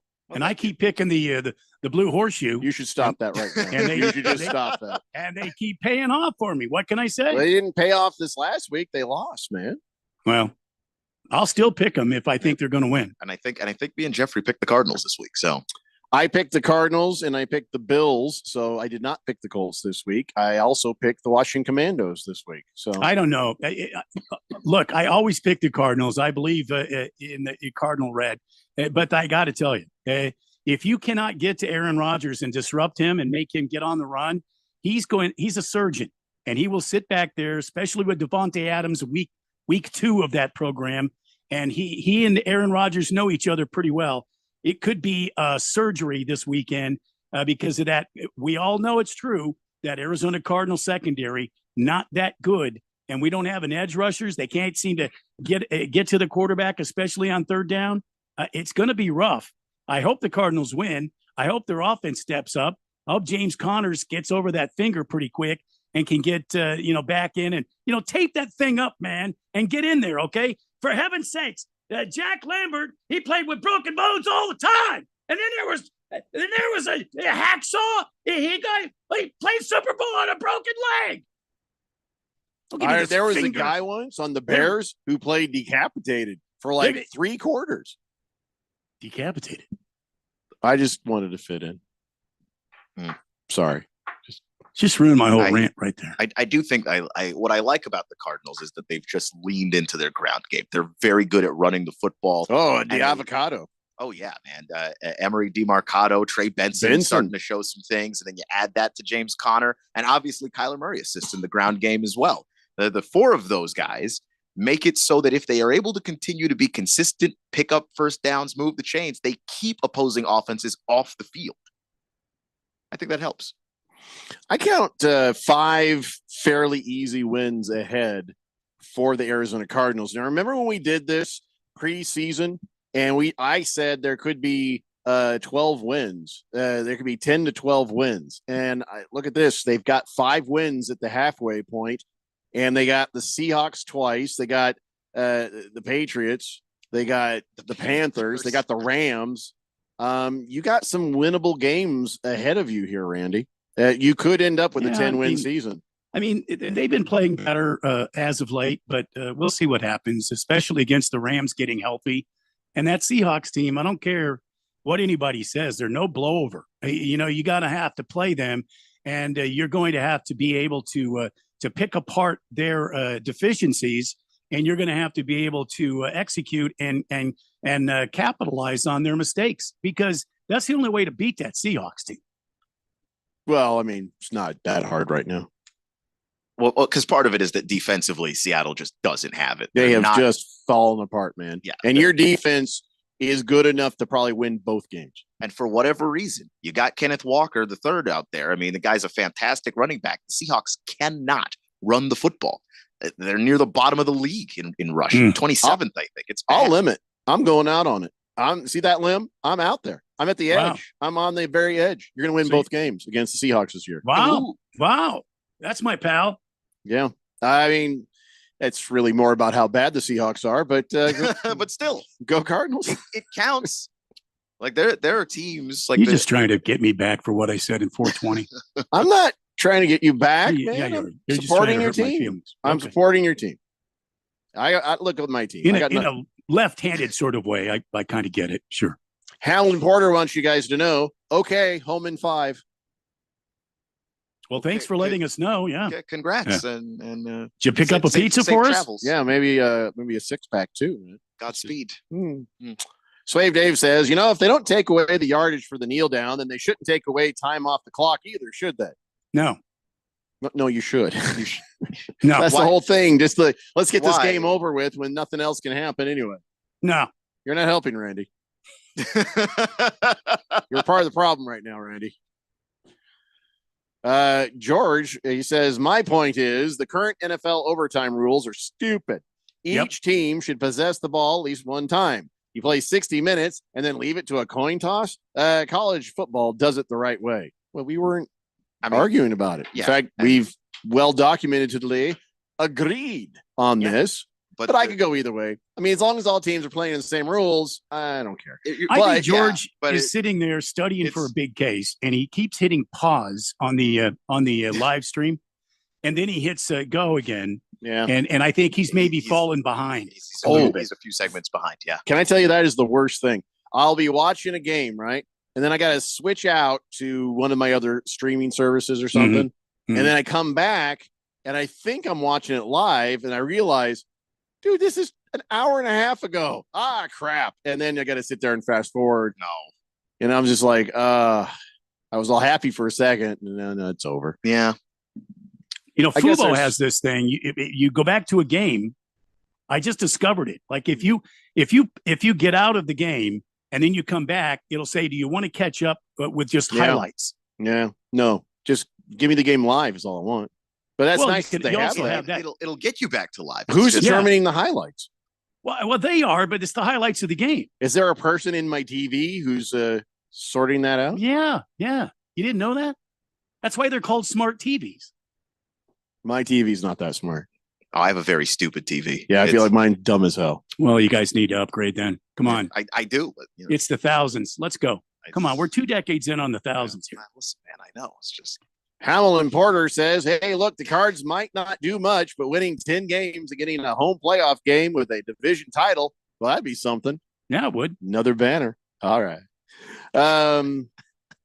We got to take a break. We come back. We got some more football. And on this date in Big George's sports history, it's a Daily Blender here on 1580, The Fanatic. The Fanatic is your home for fall football. Catch the NFL and NCAA live games on 1580 and 99.3 The Fanatic. Brought to you by Bet365. It's never ordinary at Bet365. Paid for by Hims & Hers Health. Hims & Hers Weight Loss is not available everywhere. Compounded products are not FDA approved or verified for safety, effectiveness, or quality. Prescription required. Restrictions at forhers.com apply. Wegovy and Ozempic are not compounded. Everyone's talking about the breakthrough of weight loss drugs, but too few can access or afford them. Hers is changing that. At forhers.com/start, you can access doctor-trusted weight loss plans tailored to you, like GLP-1 weekly injections with the same active ingredients as Ozempic and Wegovy, or oral medications at a fraction of the price. That's right. You'll save up to 89% per month on compounded semaglutide based on pricing through hers. The same active ingredient as the name brand drug at 89% less. There's no hidden fees and no membership fees. Just one low, transparent price. And the process is 100% online. If prescribed, your personalized plan ships free directly to your door. Get started at forhers.com/start to access affordable doctor-trusted weight loss plans that put you first. That's forhers.com/start. FORHERS.com/start.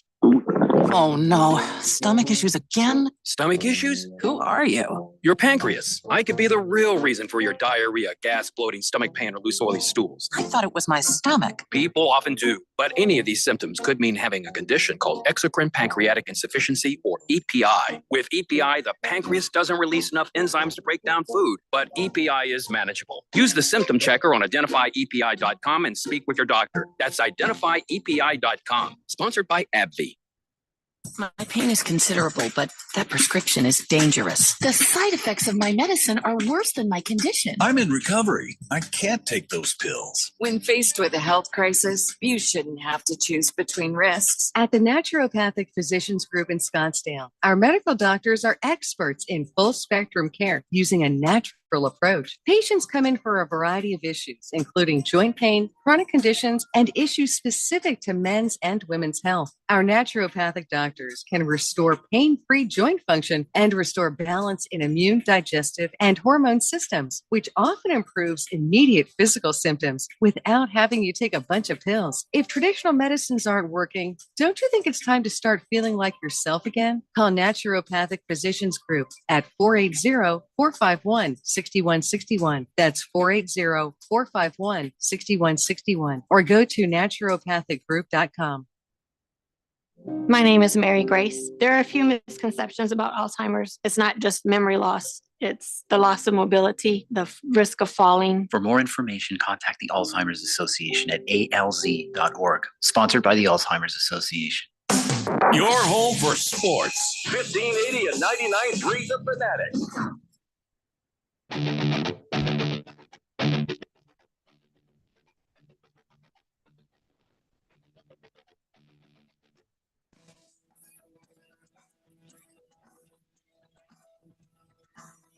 Dave Lender here on 1580 The Fanatic. So Keon was very happy. Yeah. Oh, what's that? Oh, my Commandos got Marshawn Lattimore. Yay! Very happy. And they're like, oh, he's going to be out this week. Oh, yeah, he's not going to play. Got a hamstring issue. I mean, that's fine. Listen, I mean, didn't practice. He didn't practice. Let him take as long as he wants with the hamstring. Deal with that. We have somebody who can play in our secondary. I'll wait as long as that takes. That's fine.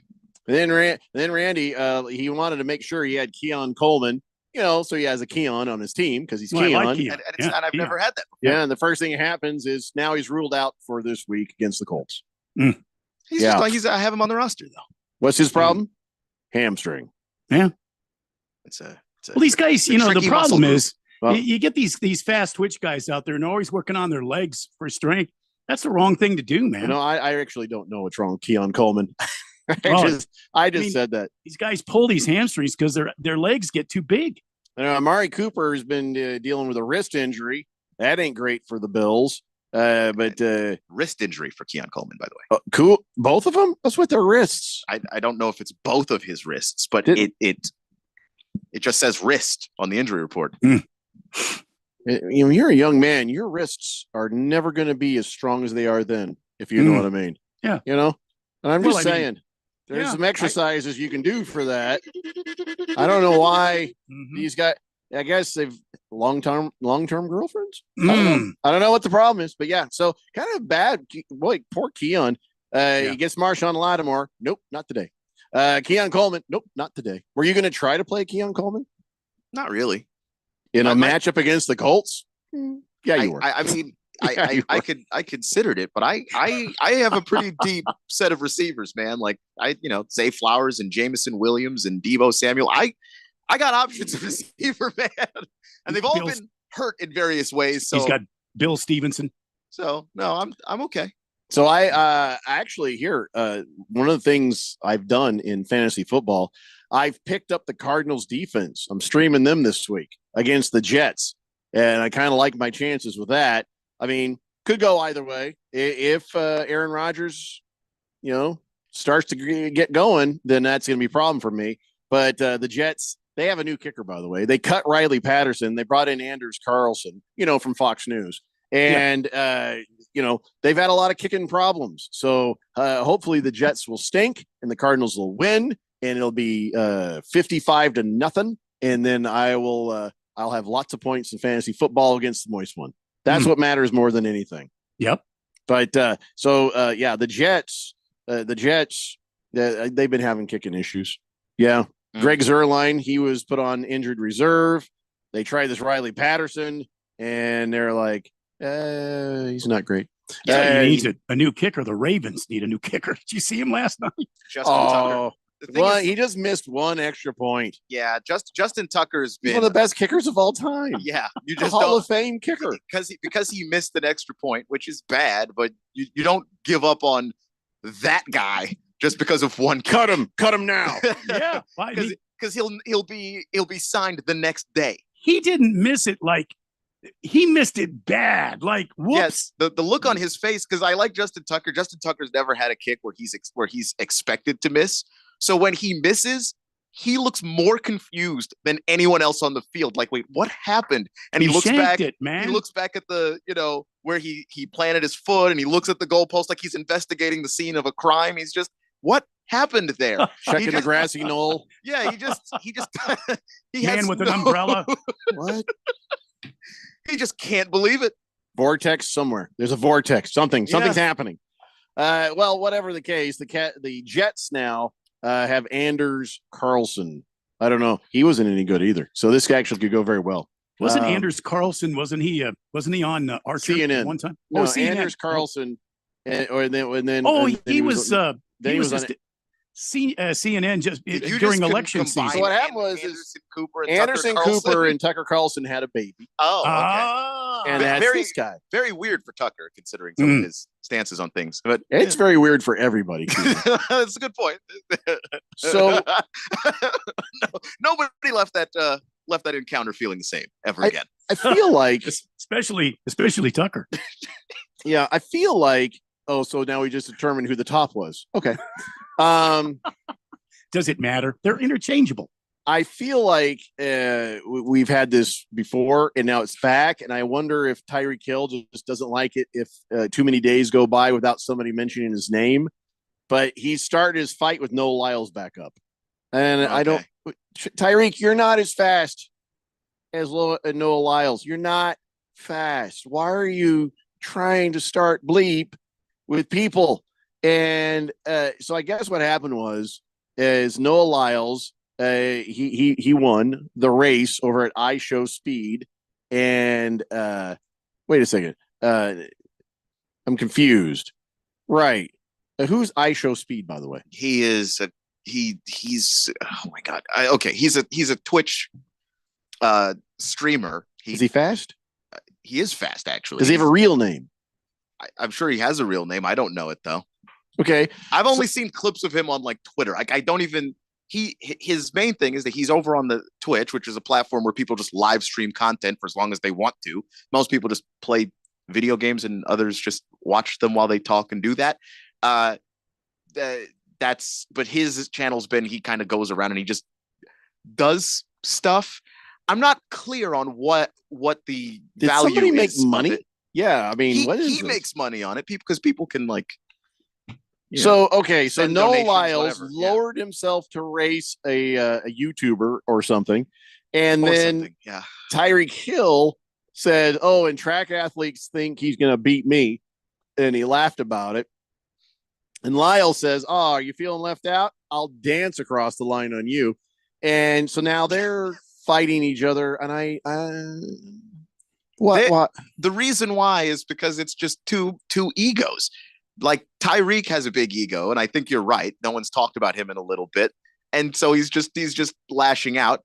And then Noah has such a big ego that if you mention his name, he can't not say anything. He could just ignore it. Noah Lyles does not have to dignify Tyreek Hill with any comment at all, but he can't help himself. So are they going to race? I don't know. I also started to reach the point where I don't care. Yeah. Tyreek Hill would never beat Noah Lyles. Not even in his dreams. Tyreek Hill's pretty fast, but he's not that kind of fast. There's different kinds of fast, and that's not the kind of fast he is. He's fast for a football player. Dude, that's the only fast you need to be. Bruno Baller says, I assume you guys don't get Monday off for Veterans Day. Well, none of us are veterans, and it's not one of our paid holidays. So no, we will be here, and we salute all the veterans, and hopefully our friends who are veterans, and we've got quite a few, don't have to work unless they don't want to. Maybe they don't want to. I don't know. I'm not going to tell you how to live your life. Thundar the San Barbarian says, I'm very happy the Major League Baseball season came to a glorious end last week. Did we talk about that? No, we don't need. We don't have to. There's no big deal. He says, makes me feel better about my fantasy football team. Been a rough year there. We also aren't going to talk about that. Two things we're not going to talk about, but it's good to hear from you, Thundar. It's good to hear from you. Let's get this done before we run out of time. Ladies and gentlemen, it's time for On This Date in Big George's sports history. Back in the year 1970, Tom Dempsey, the New Orleans Saints kicker who was born with half a right foot and no hand. Well, on one he had a hand. The other one arm. The other one was a nub. Anyway, kicked a 63-yard field goal against the Detroit Lions at Tulane Stadium. The kick remained the longest field goal until Prater, your kicker, Matt Prater, 64-yard field goal on December 8th, 2013. For the Denver Broncos. Same guy, right? Isn't that your kicker? Yeah, same Matt Prater. Yeah. But then old Justin Tucker came along and kicked a 66-yard field goal in 2021. But here's the thing. Justin Tucker did it in a dome. Prater did it at Mile High Stadium. Yeah. And that's where the air, it's not the same, right? It's thinner, yeah. Dempsey did it in the thick, dense air of New Orleans. And so were they in the dome yet in New Orleans? No, not at Tulane Stadium. That's right. Yeah. That's right. Yeah. So, but on the other side of it though, neither one of those two kickers had a foot, and their shoe was flat on the end. So when he kicked the ball, like a putter, no, that's really what it looked like. That's what it looked like, man. He kicked with the gimpy foot. He had the gimpy that's foot. the foot, and it was it's a completely flat front to his shoe. Flat front Wait of a the minute. shoe. He's like a block. Say that sounds a little like cheating. That you got the putter on your foot. But that's the thing is if that's just the shape Why of your doesn't body. everybody do that? And he didn't kick it soccer style either. It was the old fashioned straight on kick. Everybody can't do that because he did it uniquely because he has half a foot. You would have to get half your foot removed to do that. No one's doing that. Nobody's doing that just to play football. Yeah. Well, whatever he the just case, had a little bit of an advantage, and hey, take imagine advantage. if he would have kicked in a dome or at Mile High Stadium, that ball could still be going. Just orbiting the earth now, like the moon. Well, there's a good question. If he did 63 yards at Tulane, and he had 64 for Prater at the Mile High and 66 for Justin Tucker's kick, so it's like, how many more yards do you think he could have gotten, say, at Mile High? Would he have had 66, 67? Would have been interesting. Yeah. I mean, what coach is going to say, I think we should try a 70-yard field goal? It's like on first down. We just got the ball at the 20, so let's try it. You have to think that they see him in practice and go, well, I think we can make this work. that can't would be the first time he ever did it. Amazing. First down, somebody kicks it from the 20. I mean, now it's from the 30, right? So that's a 77-yard field goal if you do it from the 30. Yeah, I think so. Yeah, I'm like your own 30, not the other guy's 30. 77. Somebody's got to try that in the game. Come on. I mean, what is the XFL for anyway? Yeah, come on, Dan Campbell. Wait, what are they called now? The UFL. That's right. What's the UFL for if you're not going to try to kick a 77-yard field goal? Why are you wasting my time, Dwayne? It's the only thing that they could do that would make that any interesting. By the way, I mean, speaking of the Saints, Tommy Dempsey 54 years ago, kicking record field goals. But now, well, can I just say this? Maybe the Vatican should take the iPhone away from the Pope, because he keeps accidentally tweeting about the New Orleans Saints. He's trying to do like hashtag Saints, but he keeps doing at Saints. And so then he's like, here's one, November 7th. He wrote, "We cannot become saints with a frown. We must have joyful hearts that remain open to hope." And everybody's like, Jeffrey, the NFL's like, amen. I mean, just. I don't think he's talking about the New Orleans Saints. No, he's not. But that's why they got to take the phone away from him. He keeps tagging them. He keeps accidentally tweeting out to them. Spiritu Santo. November 5th, he's like, the Saints are precious pearls and always living relevant because they provide fascinating commentary on the gospel. I don't think they do. Their lives are an illustration of the good news that Jesus brought humanity. They brought you Derek Carr and the eyeliner. I don't think we're talking about the same Saints. Alvin Kamara is not literally a saint. It's just a New Orleans Saint. Yeah. Just saying. Just saying. Probably just put down the iPad. Listen, everybody, have a great weekend. We'll see you Monday. It's the Daily Blender here on 1580.